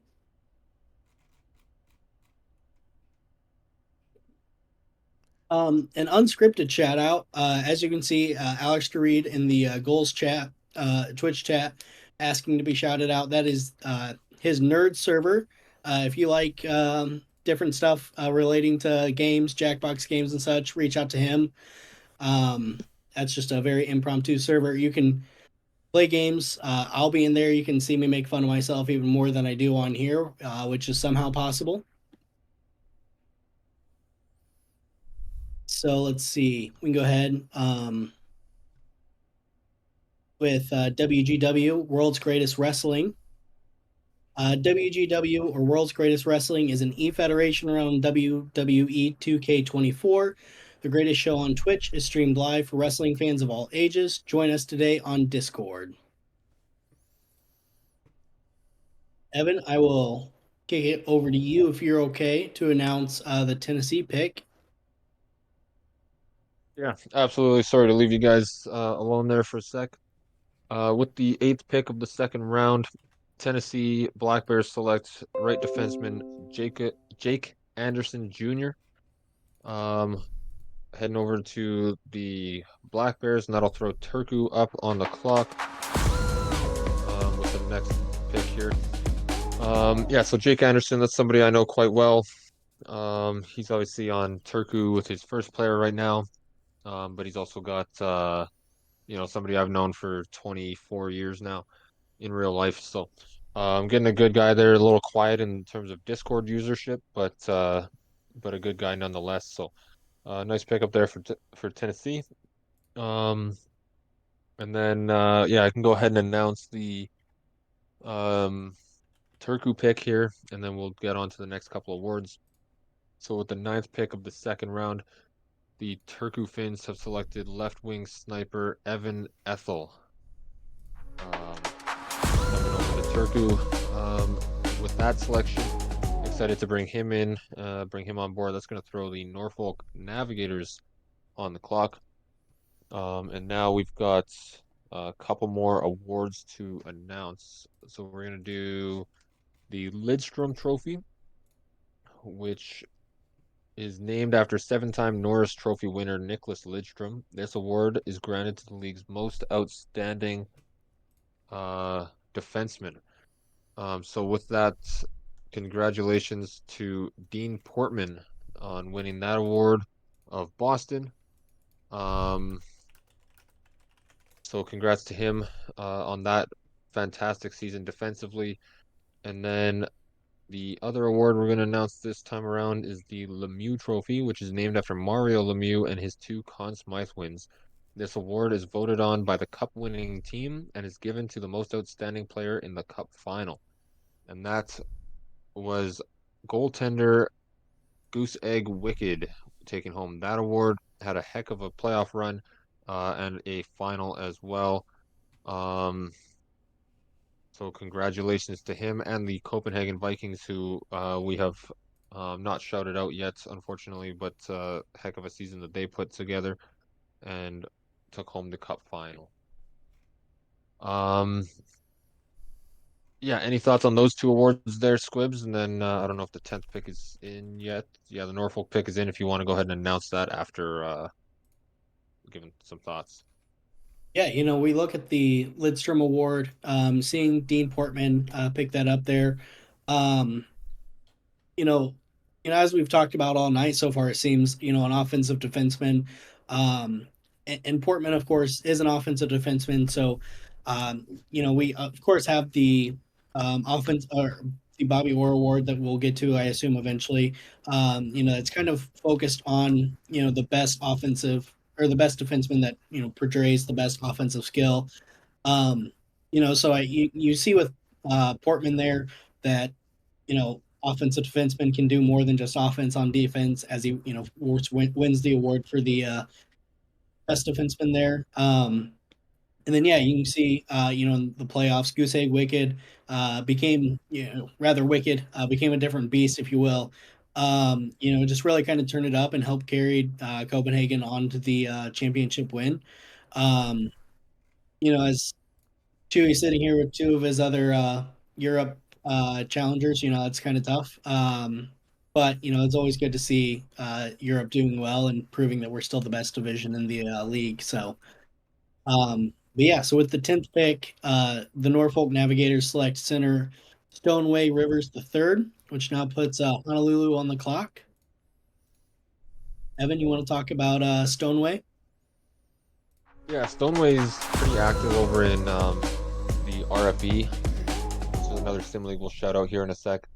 So it's somebody that they're getting somebody active in the sim community. A nice pickup there.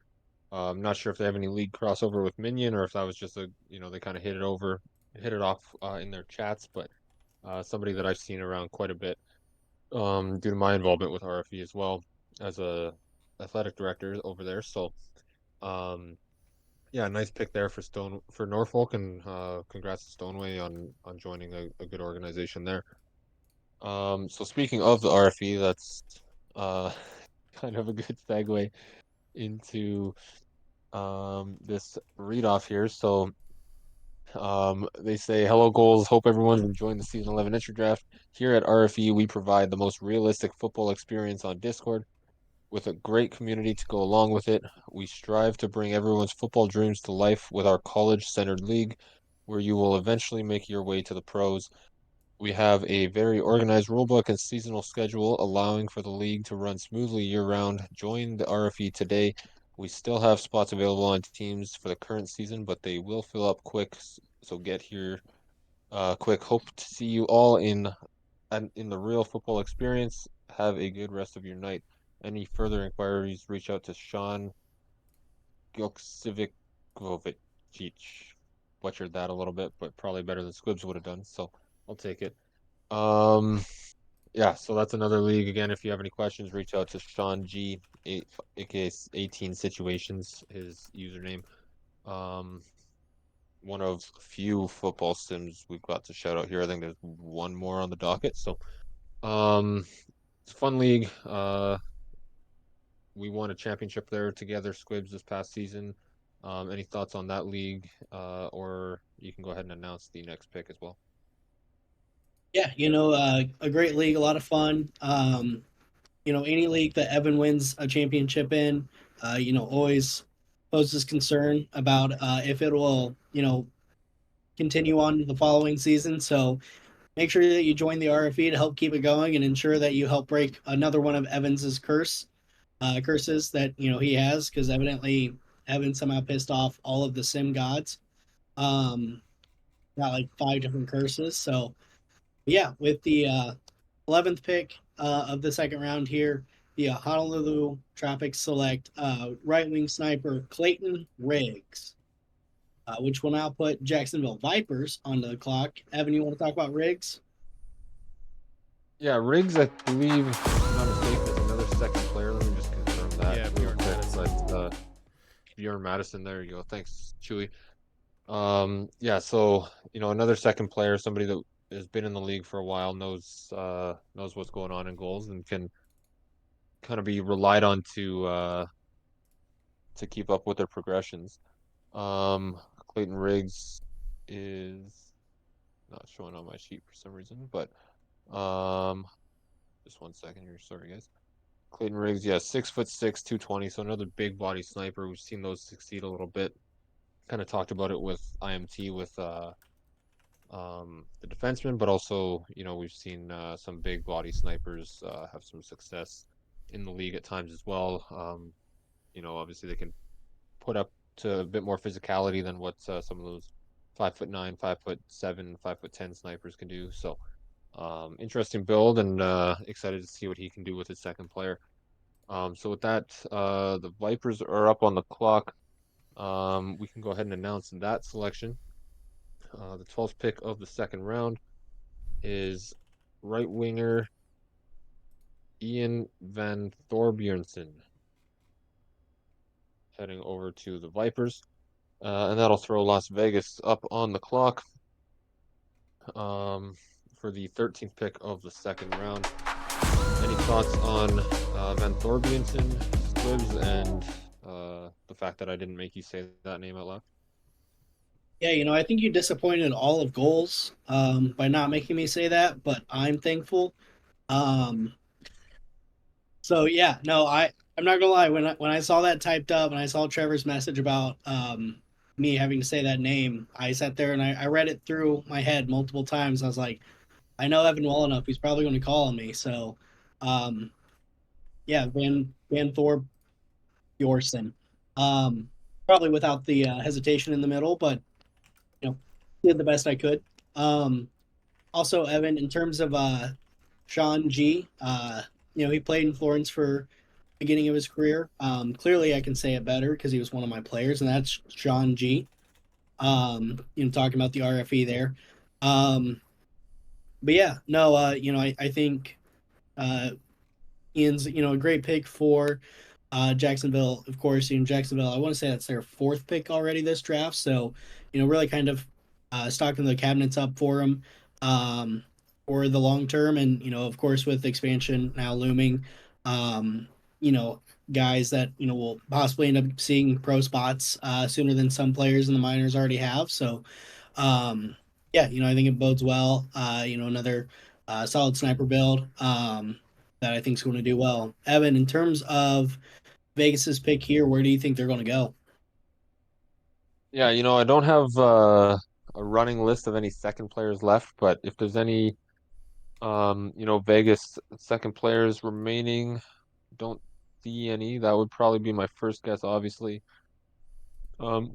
Excuse me, but there are a few other active members in this league as well, or in the draft, sorry, still available. I know Vinny Del Vecchio was a player, was another player before. Eddie Cruz has been active, and a handful of other players still available. Dexter Daniels has been in the league before as another player, so that could be a route they take. Both the Alexes on the defense, the only two defensemen remaining, both have been active, so they could go one of those routes at 13 here. Um, Evan, I think there might be a little change coming trade soon for pattern. this pick instead. Yeah, sounds like something's in the works. So while that gets sorted out, it is a trade alert, so we do have it approved, and that is Las Vegas is sending the 13th pick of the second round to Copenhagen in exchange for Copenhagen's season 13 second rounders. So kicking the can down the road a couple seasons, in order to pick up a a pick now in this season. So with that, that'll actually throw the Vikings on the clock. Um, Squibs, any thoughts on that trade there? Just kind of moving up a couple years in draft capital to get kind of somebody that they must have their eye on here. Yeah, I think um, as a team that's already traded up or traded, from, not having a pick at that point in the draft to trading up, a future pick for it. Um, yeah, I think, it's going to do well for Copenhagen. They probably have their eye on somebody that they like that, they probably didn't imagine would be here that they're able to come in and scoop. So, I think it's going to bode well for Copenhagen. Of course, Vegas gets a pick here in a couple of seasons that likely will be a solid pick as well. Right around the same draft slot probably. So, but in a couple of seasons. So yeah, I think it bodes well for both teams, and yeah, they're able to come in and get a target or get somebody that they probably like. To, add to their squad to help develop and shape towards the future. So, Evan, what are your thoughts on it? Yeah, kind of same idea. Must have somebody uh in mind for this target here to make that type of move. Um, while we wait for that pick, I'll do another one of these reads. So we'll cross off the last American Football League on our list here. It's the All-American Collegiate League, AACL. It's nothing like you've ever experienced before. Real college football league with real schools, school enrollment as student athletes, attend classes, hit the gym, cheer your team on, the wildest broadcasts around. 5 seasons of eligibility, and you can get drafted to the Pro League when you're done. The AACL just wrapped up its third season. Congrats to the Penn State Nittany Lions for winning the Season 3 AACL championship. Summer school and off-season trainings have begun, and Season 4 is right around the corner. Are you ready to be an All-American? If so, join our Discord and get started today. So that's run by Dave Axis. So if you have any questions, you can reach out to him. You can find the link in the other leagues channel. I'll also put together a post at the end of the draft or tomorrow morning with all these leagues that we've shouted out here, and links to join them. Yeah, so that's another one. Squibs did actually just the other night. We won a championship together. Neither of us, well, at least I'm not involved in actually running the team there or making any decisions. Um, any thoughts on that championship that we just won over there with Penn State, and then you can announce the Copenhagen pick now that it's in. Yeah, Penn State ran, of course, by Copenhagen's David Leathers. Helped with by Kozak, myself a little bit, very little, as well as Krieg helps out some. So, it's got the coin, Gohls U. So, we got a good amount of Gohls players, or people that are in Gohls at least, that are on Penn State that, are going to stick around and play and do well. And I know Dave Axis posted that we are the best team on and off the field with I think zero misses in terms of the classroom and the gym and winning the championship. So being able to hopefully keep most of the team together next season, bodes well to hopefully break you know your curse and keep going. But maybe the curse is only for teams you run or something. So interested to see how it goes forward, but absolutely a great league, a lot of fun. If you like college football, great place to be. Um, Dave and the crew all make it an awesome place. So, yeah, with the 13th pick here in the second round, the Copenhagen Vikings select left defenseman Alex Carter, which now puts Miami on the clock. Chewie, if you're available, do you want to talk about the trade up to get Carter? Yeah, sure. Was looking to try to get a second pick in the draft for a while now, but no one wanted to trade, and our last player on our board was still available at 213, which I was surprised about. So we made the deal to get him. So happy with the pick, and yeah, now my draft is hopefully done. Yeah, it's a good pickup there. Alex Carter, if I'm not mistaken, is Sab, I believe is his username, right? Where is it? Alex Carter. Yeah, Sab. He's actually somebody I know as well through that RFE league. He's the quarterback for us over at Ohio A&T. So somebody that I've interacted with quite a bit, pretty active, obviously cares about winning. Is always kind of chatting about the games and stuff like that, and yeah, pretty active presence in that locker room. So that's going to be a nice pickup for the Vikings here, and potential future asset for them for sure. So with that, I think you said already Miami's on the clock. That pick is in. They have taken center/right winger Titch Stevens. So Titch Stevens becoming a Miami affiliate. That's going to throw the Columbus Chill up on the clock. And Squibs, did you have any thoughts on Titch Stevens before I get ready to read off the next couple award winners? Yeah, it was somebody that we liked the build of as soon as we saw it. That seemed really interesting. I think he's going to be a great player. Of course we like players that are bigger. He, of course, 6'5", 225. So, like I said, in Florence, we like the size. So, I think Miami is getting a great player for the foreseeable future. That as he continues to grow, is only going to get better. It's going to be a great fit for them. But yeah, Evan, I'll throw it back to you to go over some award winners. Yeah, and another thing with Titch, like I mentioned with Ike Hewitt, knowing Matt in real life, potentially that would be a way to know that they're going to be progressing. Titch, I believe, is related to Skylar Stevens. I think it's Skylar's mom in the league as well. So, another kind of real world connection to a player already in goals. So, love to see that as well. So, up next, we've got a couple more awards to announce before we continue. So at the 214, we're announcing the Orr and the Bergeron. So you kind of alluded to the Orr earlier. So we'll do that one first. So the Orr Trophy, named for Bobby Orr.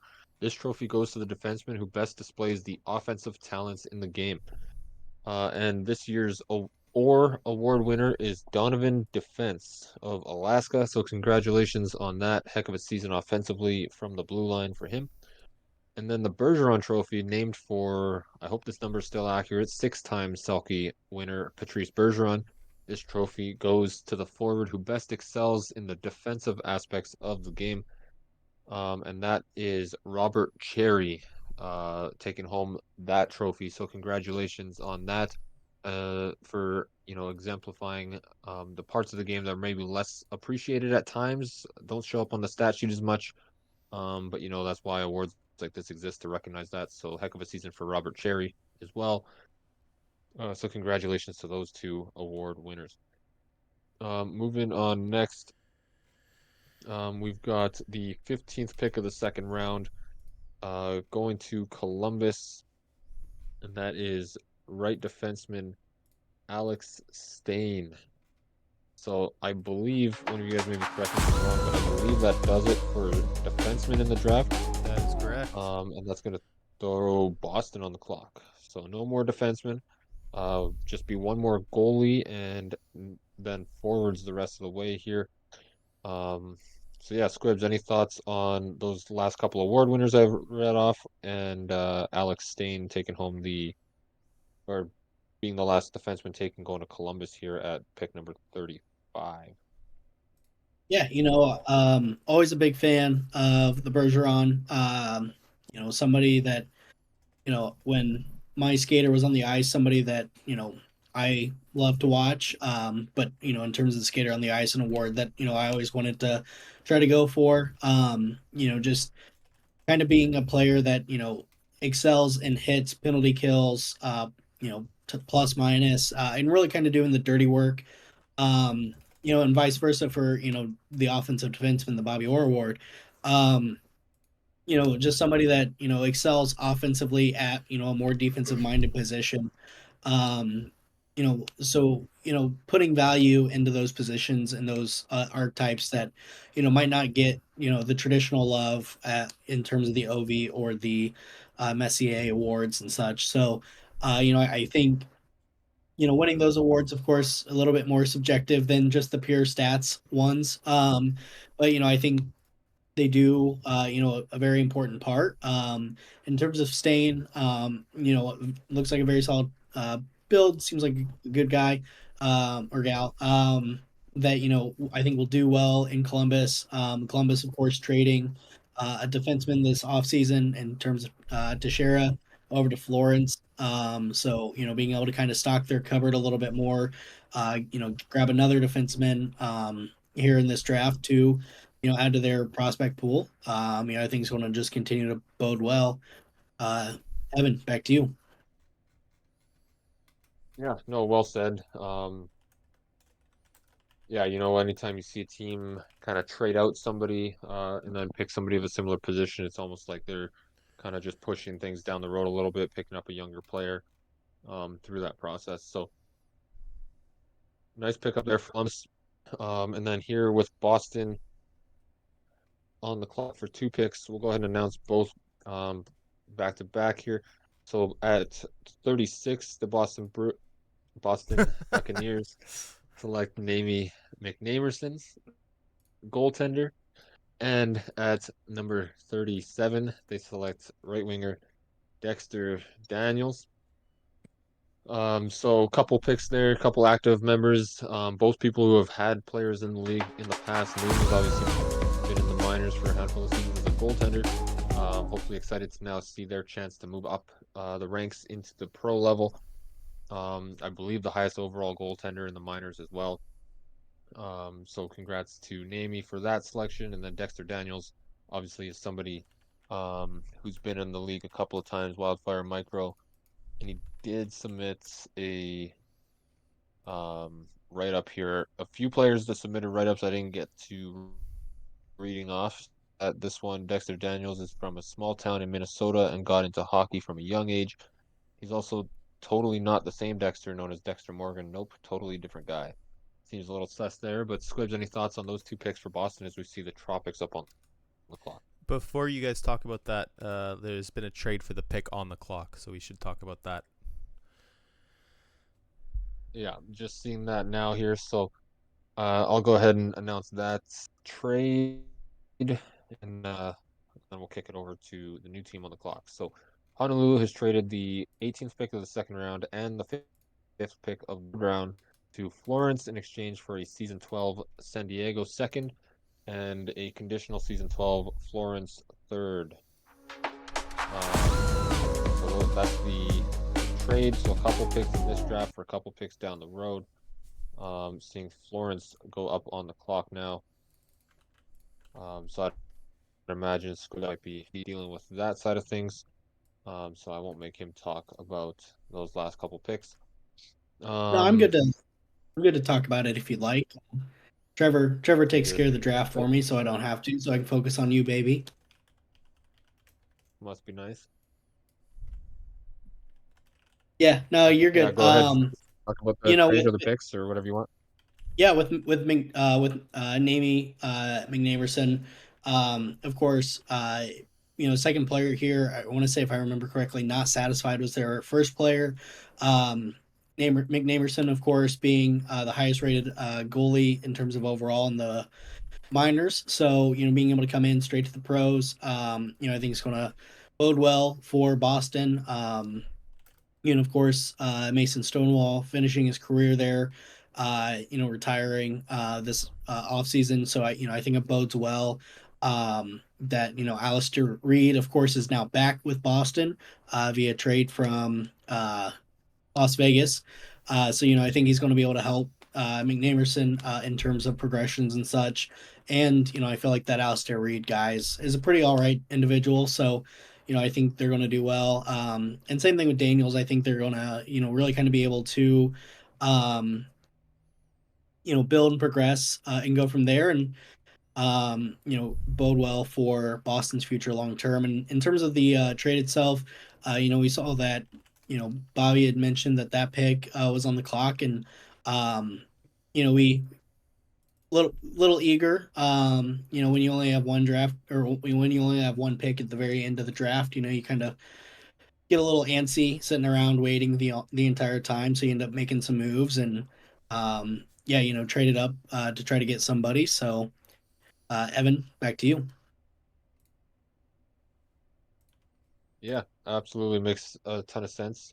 So moving forward with the draft here, did you want to go ahead and announce that selection since it's your own team there, Squibs?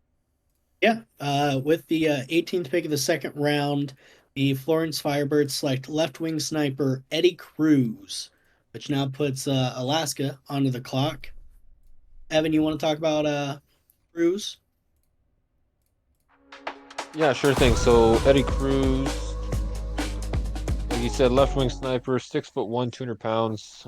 Picked up 7 points in the minors, so that's pretty decent first season, first part season as a draft eligible. 3 goals, 4 assists, so nice balance.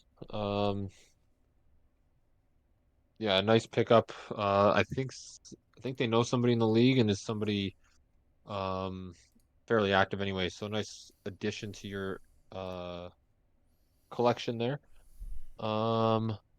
All right, so we've got up next a couple more awards to announce. This time we're actually going to do 3 awards in this bundle here.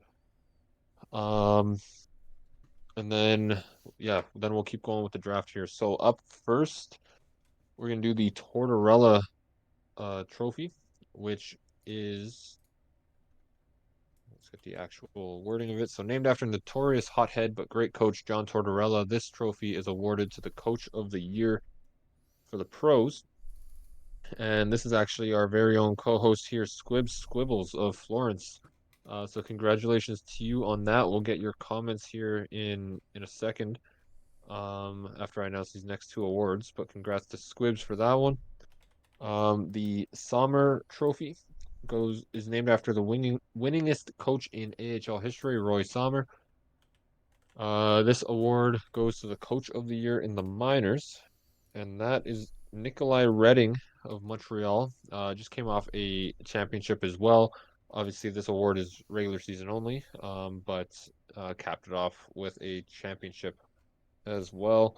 And then the third award we'll announce this go around is the Polly Award, and that's just a sec here. Actually, I'm going to announce that one in a minute here. Squibs, did you want to maybe comment on winning the Tortorella trophy? Yeah, definitely wasn't expected, but happy to have won it. Definitely a tough thing to win. 20 great coaches across the league, so in terms of the pros at least, of course, at least 10 more great coaches there in the minors. That Reading was able to kind of take the reins on there. But in terms of the award itself, very happy to have won. Like I said, definitely didn't expect it, and luckily we were able to kind of remain near the top the entire season, and just come up a little short there at the end of the season for the President's Award or President's Trophy, and then lost, of course, to Brooklyn in Game 7 of the playoffs. So I was only able to do what I could, but at the same time, looking forward to continuing on next season with it. And then, of course, with Reading, great person, great job, leading the Montreal Magic to the championship there, as well as an amazing regular season. Yeah, for sure. Coaching is something that's has quite an impact in this league at times, and good to see a couple great coaches get recognized here. So we'll announce the 19th pick of the second round, then we'll come back with the Pauly award and keep going from there. So the 19th pick of the second round is winger Cole Trickle going to Alaska. Did you have any thoughts on Trickle there while I pull this up here, Squib? Yeah, so a 6 foot, 200-pound sniper. You don't have to worry. The goals will slowly trickle in as he progresses and becomes better over time. And you had to know that pun was going to trickle itself in. So, I think a very solid pick. I feel like we've seen Columbus's name a lot tonight. So, obviously building up, their prospect pool, and, he'll, or not Columbus, Alaska. Um, Regardless, Alaska, well, Columbus, of course, is on the clock, but Alaska, getting somebody that's going to do well for him, and, hopefully learn a thing or two from Krieg, a pretty solid scorer himself. So, Evan, back to you. Yeah, for sure. Nice pickup there for Alaska to add to their pipeline here. We'll go ahead and announce the Corey Pauly Award now. This award is named after Gohls player Corey Pauly, who overcame a fight for his life during the league's 4th season. This award is given to a player who overcomes adversity in their real life while remaining in goals. This one is so the Pauly Award and the Goals Ambassador, which we'll get to in a little bit, aren't decided by the committee. They're just decided by the league office, commissioners, and DPPs. So, bit of a smaller group deciding this one, and we never ask anybody to share the reasoning for winning this award. Obviously, the league office knows part of their story, but it'll be up to this winner if he wins, but so respect his privacy. But this award goes to Jacksonville's co-owner, Joey Rab, for everything he overcame during season 10, while maintaining a commitment to this league and this community. So congrats to Rab. Um, Great to see you win the award. It's well deserved. Heck of a season on the ice, but also you know, overcame some stuff and very deserving of some recognition. So congrats, Rab. Squibs, I know you're pretty tight with Rab in real life as well. If you want to maybe comment on that, without obviously going into too much detail, if he doesn't want, um, and then you can announce the 20th pick of the second round. Yeah, if he's not watching it currently, I'll make sure that he's aware of it tomorrow morning when I see him at work. But yeah, a lot of challenges that he's overcome past year plus. Being able to stick with goals, remain an owner, and remain as committed as he is to being, as an amazing of a person that he is truly a testament to his character. I think it bodes well for us as the league to have an owner like that, and as well as an individual like that, to be able to handle that adversity and overcome it and stick through it, and remain the positive person that he is. And so yeah, uh, transitioning off of that, now to Columbus's pick. Columbus, with the final pick of the second round, selects right winger Mitch Ovechkin, which now puts Toronto on the clock to start the third round. Evan, you want to talk about Ovechkin? Absolutely. So, Ovechkin, obviously, when you carry a name like that, you're going to be expected to, put up some numbers, score some goals. As the real life Alex Ovechkin is chasing history this season. So we'll see if Mitchell Ovechkin can live up to that. 6'3", 210-pound sniper, right-handed, just like the real Ovi. So we'll see how that career develops. It'll be interesting to watch for sure. So that concludes the second round. So to recap round two, Vegas kicked it off by taking Gus Davis, then Glasgow with Braden Loudet. Vegas then followed it up with Fat Hammer Jr. Florence traded up for Mike Twinscrew Jr., and then San Diego took Ike Hewitt. Jacksonville with Caleb Manning. Calgary takes Jacob Maccabees. Tennessee continues the round of the juniors with Jake Anderson Jr. at 208. Turku with the 29th overall pick takes Evan Ethel. Norfolk grabs Stoneway Rivers III. Honolulu with Clayton Riggs. Jacksonville takes Ian Van Thorbjornsen. Copenhagen grabs Alex Carter. Miami with Titch Stevens. Columbus, Alex Stain. Boston took Namie McNamerson and Dexter Daniels. Florence gets Eddie Cruz after trading up. Alaska takes Cole Trickle. And Columbus grabs Mitchell Ovechkin. Now we're into the third round. It's a shorter one, only 9 picks in this draft in the third round. So getting close towards the end here. Still some leagues to read off and some awards to announce. So don't go anywhere as well. As the some big awards still have yet to be revealed. So with that, Toronto is on the clock. Squibs, any thoughts here on the first two rounds as we kind of head into the tail end of this draft show? Yeah, it's been a lot of fun. Handful of bad puns for me, great mistakes by me. Something that I missed highlighting earlier in the second round was for every draft show that I've seen Evan do. I've only seen a handful of times where he's getting ready to think he's going to select a defenseman, likely get that pick taken from him the pick before.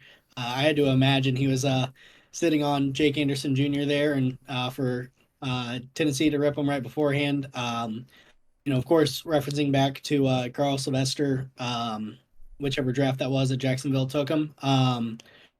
So Evan, I know that you can talk a bit more on that later, but yeah, I think a lot of fun. We saw a huge run on defensemen early, and I think we're just kind of going to finish off strong. Hopefully, I won't make too many more mistakes. But Evan, I'll kick it back to you. Yeah, absolutely. Jake Anderson was somebody we had on our eyes on. Very happy with Ethel, who we ended up with anyway, but um yeah, very yeah, kind of shocking how often that happens where somebody we want falls right before.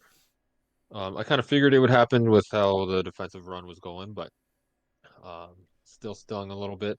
But of course, picked up Evan Ethel, who is pretty highly on our board as well. So happy either way.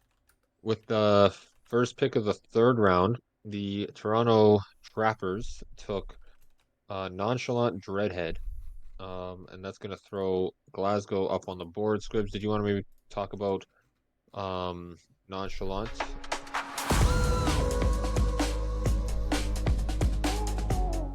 Yeah. Oh, sorry. Just being a little nonchalant over here. Um, sorry. 6'4", 200-pound playmaker. Good size. Yeah, I think somebody's gonna do well with Toronto and in Toronto. Maybe end up before long turning into a Mitch Marner type of player. And so yeah, I think great pick, great draft so far for Toronto, and I'm excited to see how this team transitions into the new location, new management and such, and kind of go from there. So, Evan, what are your thoughts on it? Obviously getting later in the draft, you know, this is where we start to see kind of teams take flyers on maybe people they don't know that well or whatever the case is there. But I think Toronto picked up a nice player there, nice build for Nonchalant. Some decent size on him at 6'4", 200. The big body frame seems to be working in the league lately. So, yeah, nice pickup um, for Toronto there. Did you want to go ahead and announce the second pick of the third round here for Glasgow? Yeah. So Glasgow selects left winger Cash Thomas, which now puts North Bay Mallards under the clock. Evan, I would say that you could call that pick money, if you will.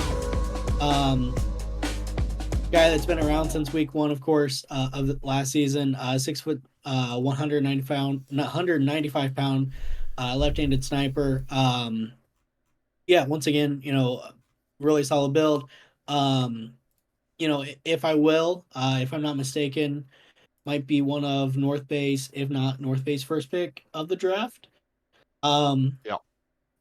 and back in season one, one of my beloved co-owners helped host this draft show.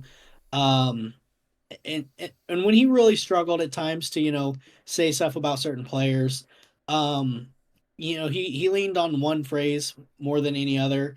And I think North Bay's first pick of this draft, uh, Cash Thomas, of course, is my vote for a steal of the draft. Shout out Trevor Lopez there. Um, Evan, over to you. Yeah, for sure. And you mentioned he's money. He was kind of money this season. He had 6 goals, 8 assists for 14 points, which I think is second among draft eligibles this season. So, heck of a season offensively for him as well as a minor league rookie. So, um, nice pickup uh for Glasgow there. Um, Sorry, thought I disconnected there for a second. So we've got a couple more awards to announce still. We're actually going to hold the MVP and Goals Ambassador for the end of the show. So we're going to announce the All-Pro teams throughout the third round here. And with that, we're going to start off with the All-Rookie team.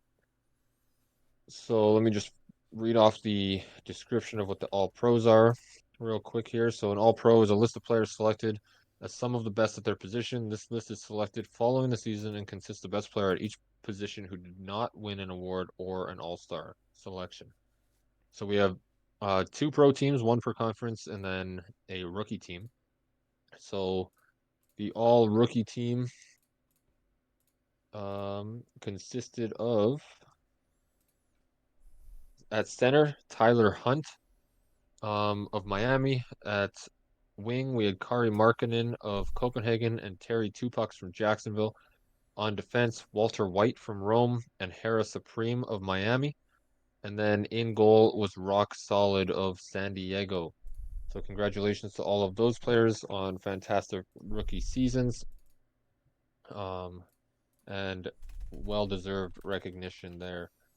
So moving on now with the draft. At the third pick of the third round, I don't think we've announced that one yet. North Bay selects Avery Stanfield, and that's going to throw Norfolk on the clock. So Squibs, any thoughts on the all-rookie team, and then this pickup of Stanfield here at pick number 43? Yeah. I think these rookies did a great job coming in and holding their own for their teams. Doing well, as we've, talked about, goalies, doing solid. It's always tough. But, Hunt, Markkinen, two pucks, um, and White are actually, yeah, all of them. Coming, of course, besides Rock Solid there from our conference. Saw him a lot. Both did really, or they all did really well.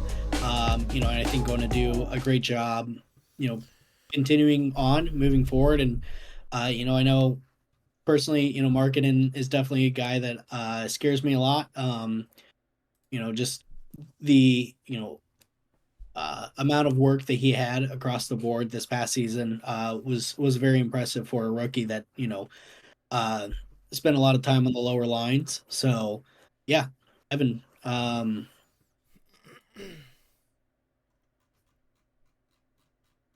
There we go. So yeah, with the third pick in the third round, the North Bay Mallard select center Avery Stanfield, which now puts Norfolk on the clock. Evan, back to you. Yeah, so obviously we're getting towards the end of the draft here. Just a handful of players left. Avery Stanfield um, is a 5'10", 185-pound playmaker. Picked up 5 points in the minors in limited time last season. So 1 goal, 4 assists. A nice little start to their career. Right-handed shot, center creation.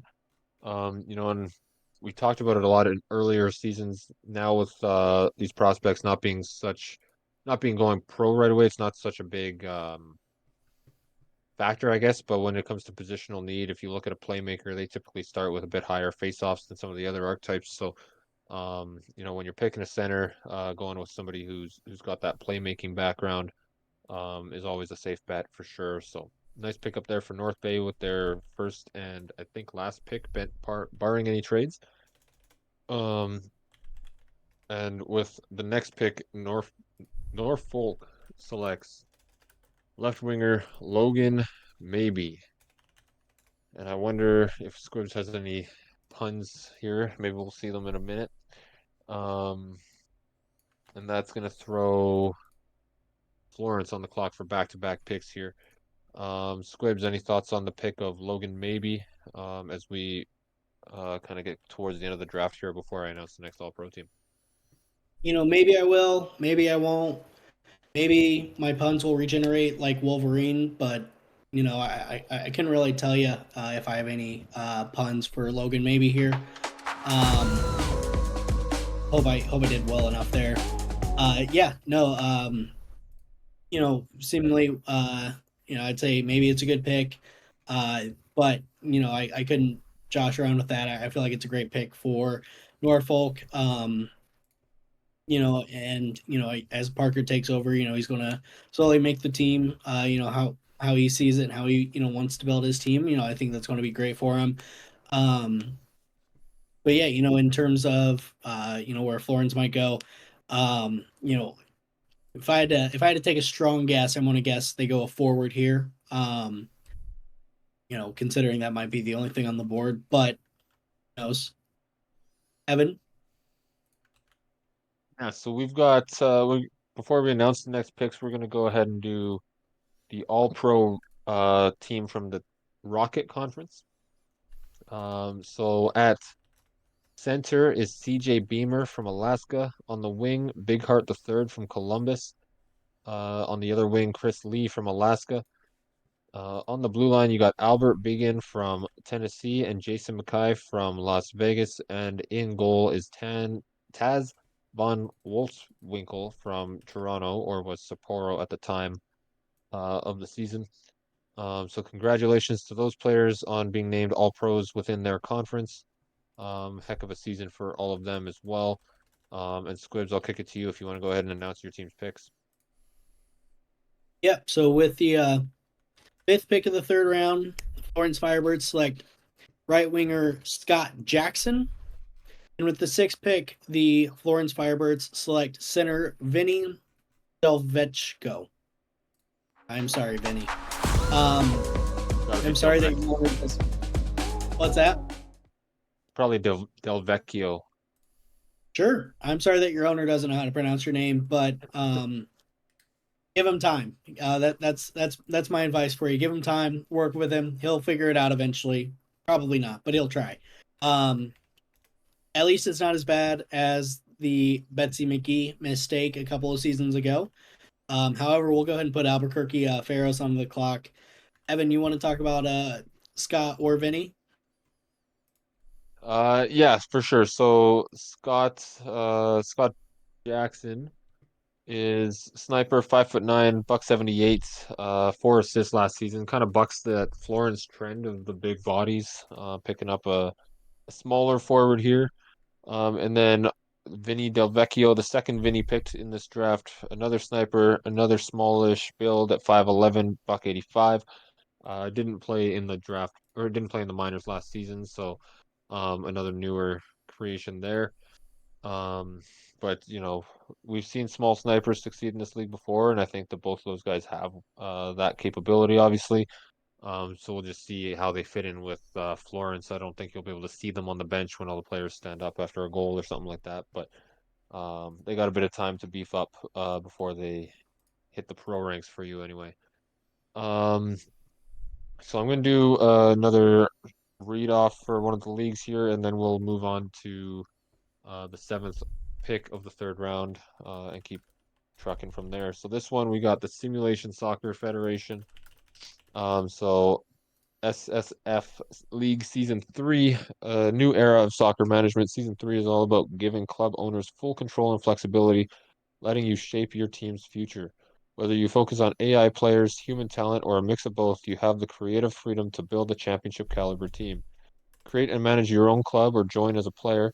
Sign human players or AI, human and AI player progression, soft reset for player builds, a league format where every team plays each other team twice, a postseason cup with all teams entering a knockout style tournament, and it's played on eFootball PES 21.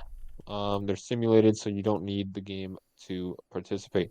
Season 3 offers more manager-focused gameplay while still welcoming human players, pushing owners' creativity to new heights.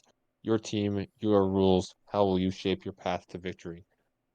So there's another great league. That one, if you have questions, reach out to Winkler, and he will help you out as well.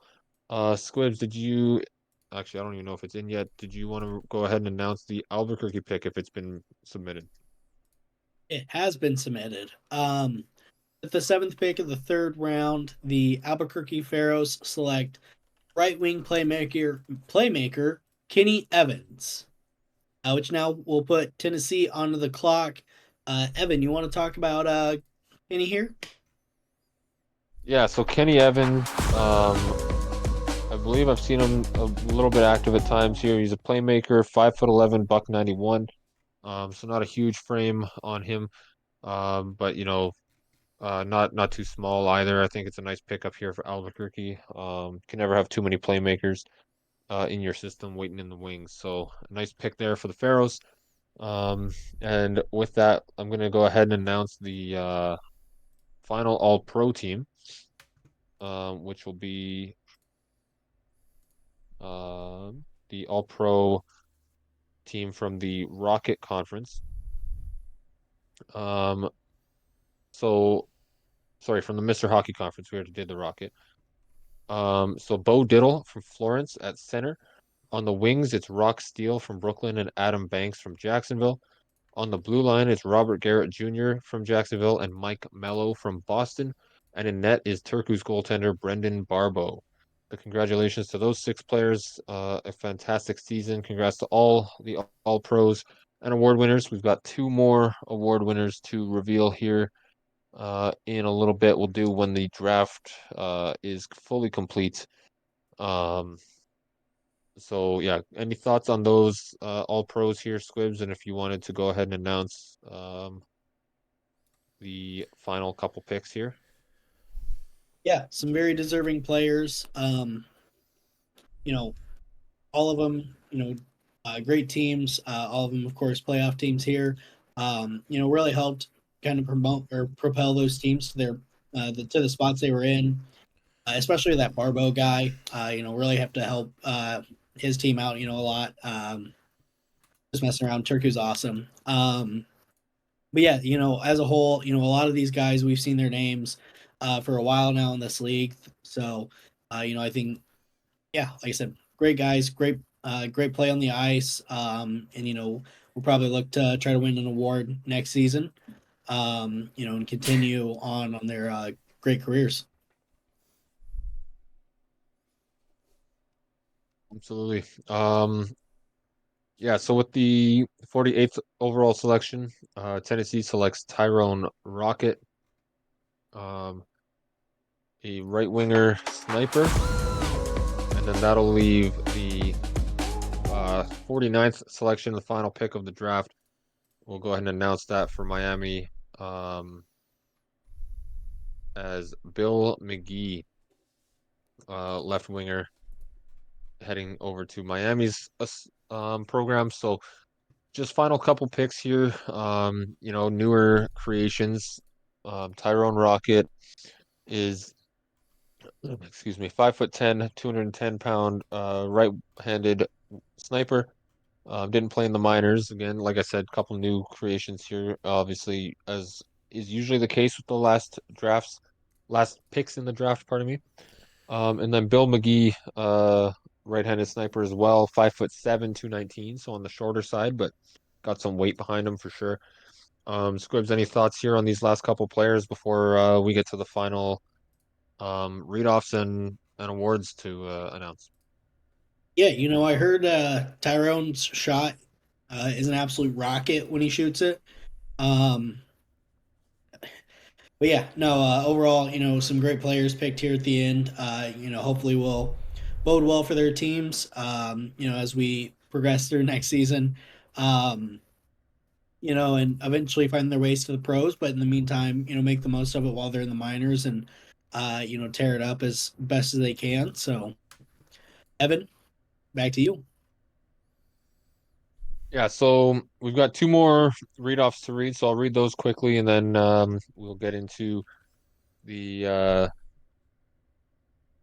actually here I'll recap the 3rd round, and then we'll do the read-offs and the awards, and get into some final comments after that. So at pick number 41, Toronto took Nonchalant Dreadhead. Glasgow then went with Cash Thomas. North Bay, Avery Stanfield. Logan maybe went to Norfolk. Florence, with a couple picks here, picked up Scott Jackson and Vinny Del Vecchio. Albuquerque takes Kenny Evans. Tennessee, Tyrone Rocket. And Miami gets Bill McGee in what is a short 3rd round and the final few picks of the draft here.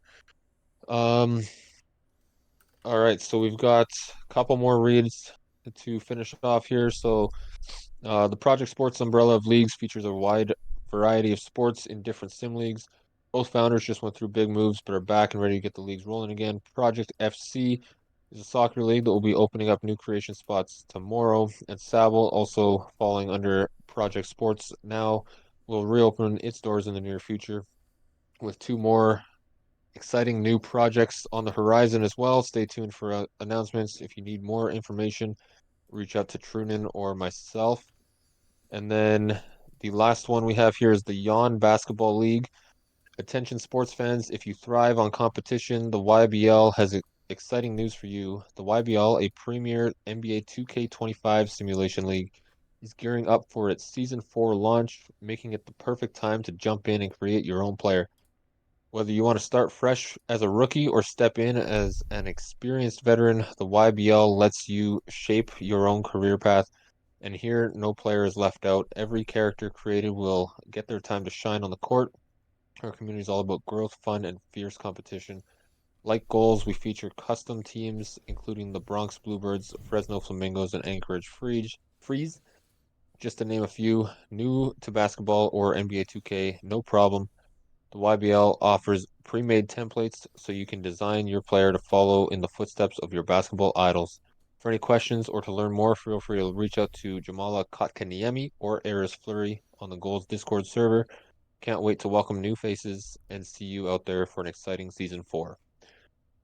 All right, so that's it for the leagues to shout out. I think we got the rest of them in. Like I said off the top, really want to help the sim community grow. And I think that it only benefits leagues when there's more crossover and more attention and excitement for different leagues. So if you're able to handle multiple sim leagues, I definitely recommend checking out some of the ones we've shouted out tonight. And I'll get a post with all the league names and links and stuff ready to post tonight or tomorrow morning. Squibs, any thoughts on kind of that stuff or anything else on the draft before we move into the final couple awards? No, some of these leagues that you've shouted out, I'm in, and they're awesome. The ones that I'm not in, absolutely sound awesome as well. And seeing the ones that I'm not in and who they're ran by, or who you have to reach out to talk to it. I think also just great people. So yeah, if you're interested in more sim leagues, definitely reach out. If you want to put up with me more, look at Project Sports or RTO, or any of those college football leagues. If you don't want to, then I can't blame you. But regardless, I think these leagues are awesome, a lot of fun, and a great way to meet new people, and to continue to grow and become friends with people. And then on the draft itself, a lot of fun. One of these days I'll figure out why you guys keep inviting me. Maybe it's just to make you guys look better, but I can't blame you for that either. So um yeah, like I said, a lot of fun, a lot of great people picked. Interesting to see how it shaped up. How some of these players will develop. As we've always talked about, people that are picked later in the draft still pose, a great asset to teams. And that your draft pick doesn't mean that that's how you're going to end up being in the long run. Sticking things out and growing will just continue to help. And being active is also awesome, but not necessarily a necessity. So I know a lot of players come in, do their stuff, and move on, don't talk all the time. So um yeah, a lot of potential, a lot of great pieces picked up here. So yeah, very promising for the league for this season as well as moving forward, and excited to see the changes that are bound to come. Those are my thoughts, Evan. Awesome. Yeah, no, that's some great points for sure. So yeah, we do just have two more awards to announce. The two arguably biggest one, obviously every award is big and deserving of recognition, but so we've got the Goals Ambassador and the League MVP awards. So the Goals Ambassador, this award is granted to a person who sacrifices their time and energy to help better the community and our league. So like I said, with the Poly Award, this one and the Poly are not decided by the committee, they're decided by the commissioners and the DPPs. This one actually this year is going to somebody in the league office, but they were not aware. I don't think they're aware even to this moment, so this will be a surprise to them. But congratulations to Doug Britton on winning the Goals Ambassador this season.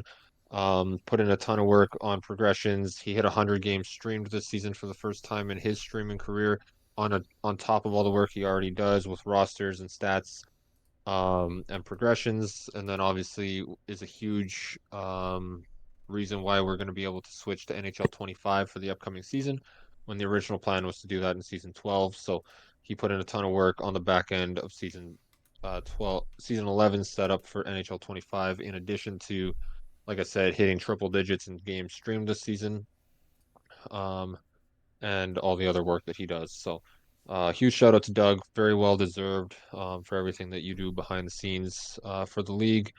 So, congrats. I know it's stressful at times, but well earned here. And then the MVP, this award is given to the player deemed to be most valuable to his or her team throughout the regular season. And this one is going to Copenhagen's Heather Gray as the MVP winner. So congrats to Heather. Obviously took home the Ovi Award. So was the first award name I read off, and now also the last one of the night. Not intentional, but nice little bookend for her. So congrats to Heather. Squibs, any thoughts on those two awards before we kind of move into final thoughts? Yeah, Doug absolutely helped carry this league this past off season in terms of the back end stuff. Um, you know, Obviously the stream numbers, you're able to kind of see, but his work in rosters and progressions, the transition to 25, he's just a constant source of, that back end work. And this season, he went above and beyond, the normal amounts that he does. And, really kind of helped keep the league afloat at times, and also help move it forward. And it's just always somebody that's, very well known and very well, liked and appreciated throughout, our league, of course, but as well as multiple other leagues. So yeah, Doug's absolutely awesome. Heather, of course, as we mentioned during the Ovi Award earlier, absolutely fantastic player. Left Alaska, went to Copenhagen and accomplished her goal, in terms of winning an award, and helped Copenhagen accomplish their goal of getting back to the finals and winning it. So, both absolutely great people, great players. Evan, over to you. Yeah, I'll actually kick it over to Chewy if you wanted to weigh in on those awards. Obviously, one of your players, and then Doug being somebody that we work closely with on the back end of the league as well. Yeah, Heather. We'll start off there. Yeah, just really carried our team this year, especially in the playoffs. Beating Alaska was awesome, and taking home that Ovi Award. It really helped Copenhagen. I didn't think we were gonna get that far with a rookie goalie, but we did. And yeah, Doug, huge shout out. A lot of the things in this league wouldn't happen without him. He's a backbone of this league. So I mean, the recognition is needed, and I think everyone kind of agrees with that sense. Yeah, absolutely. Both very deserving and some great seasons all around to all the award winners. So congrats to everybody that won an award, was an all-star, all-pro, and all the other players that had great seasons. There's only so many awards that can go out. So yeah, make sure you guys congratulate the winners and celebrate these awards. And if you didn't win one, but you had a great season, there's a lot to celebrate there as well too. Um, all right, Chewy and Squibs, any final thoughts on the draft before I go into my final ramble for the night?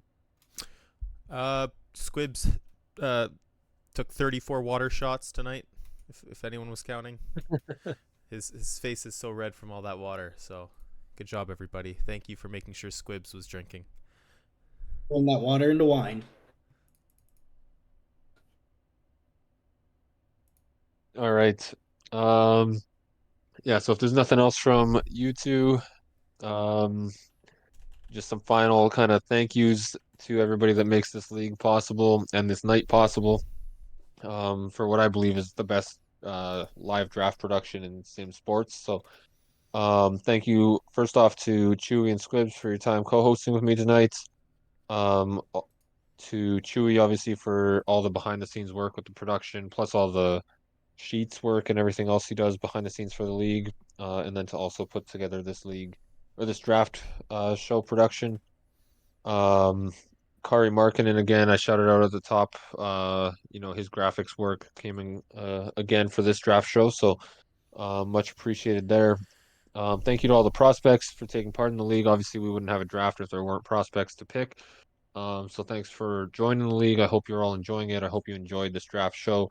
And remember, ultimately, if you're drafted first or 49th, doesn't really matter what pick number you were in the end.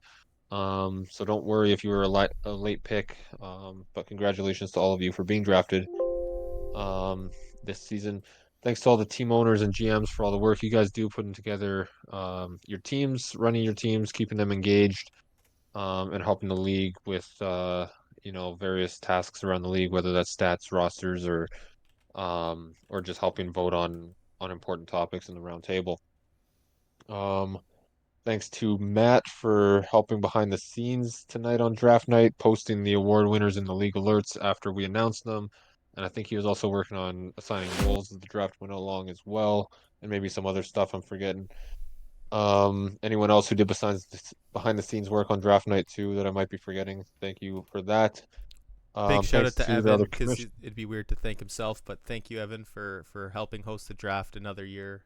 And yeah, I mean, you're obviously a huge part of Gohls. Yeah, I mean, wouldn't be around without you for sure. So big thank you to you. Well, thank you for that. On that note, thanks to the other commissioners and DPPs as well, for all the work the rest of you do for the league. Obviously, I see it firsthand, being in that role as well. So, thanks for everything that group puts together. Streamers this season had, I think, 10 different people stream a regular season game, which is a new league record. And we also had 4 different streamers clear 100 games streamed, which is also a record. We've never had 4 streamers hit that number in one season before. With the most any streamer did this season in regular season being 134, which is the lowest top number in a long time. So thank you to all the streamers for that. The stats team, obviously, for staying on top of the stats throughout the season so that we can have these awards and stat sheets and all these fancy numbers. Rosters team, graphics and content teams as well. Anybody who puts out league content, it's greatly appreciated. And of course, thank you to all the players, whether you're a draftee or already been drafted or signed in another way in the league and around the league. This league, when we started it many years ago, um, we started with 6 teams with 15 players on each team and didn't really think it would grow to the size it is now. So thank you to all of you who in this community who make this league possible, make it great, and make it arguably the best sim league around. And it's great to be a part of this community. So thank you, everybody. And that's all I have tonight on another draft night in the books, season 11. Yeah, thank you, everybody, and thanks for tuning in. I hope you enjoyed the production. Thanks, and have a great night.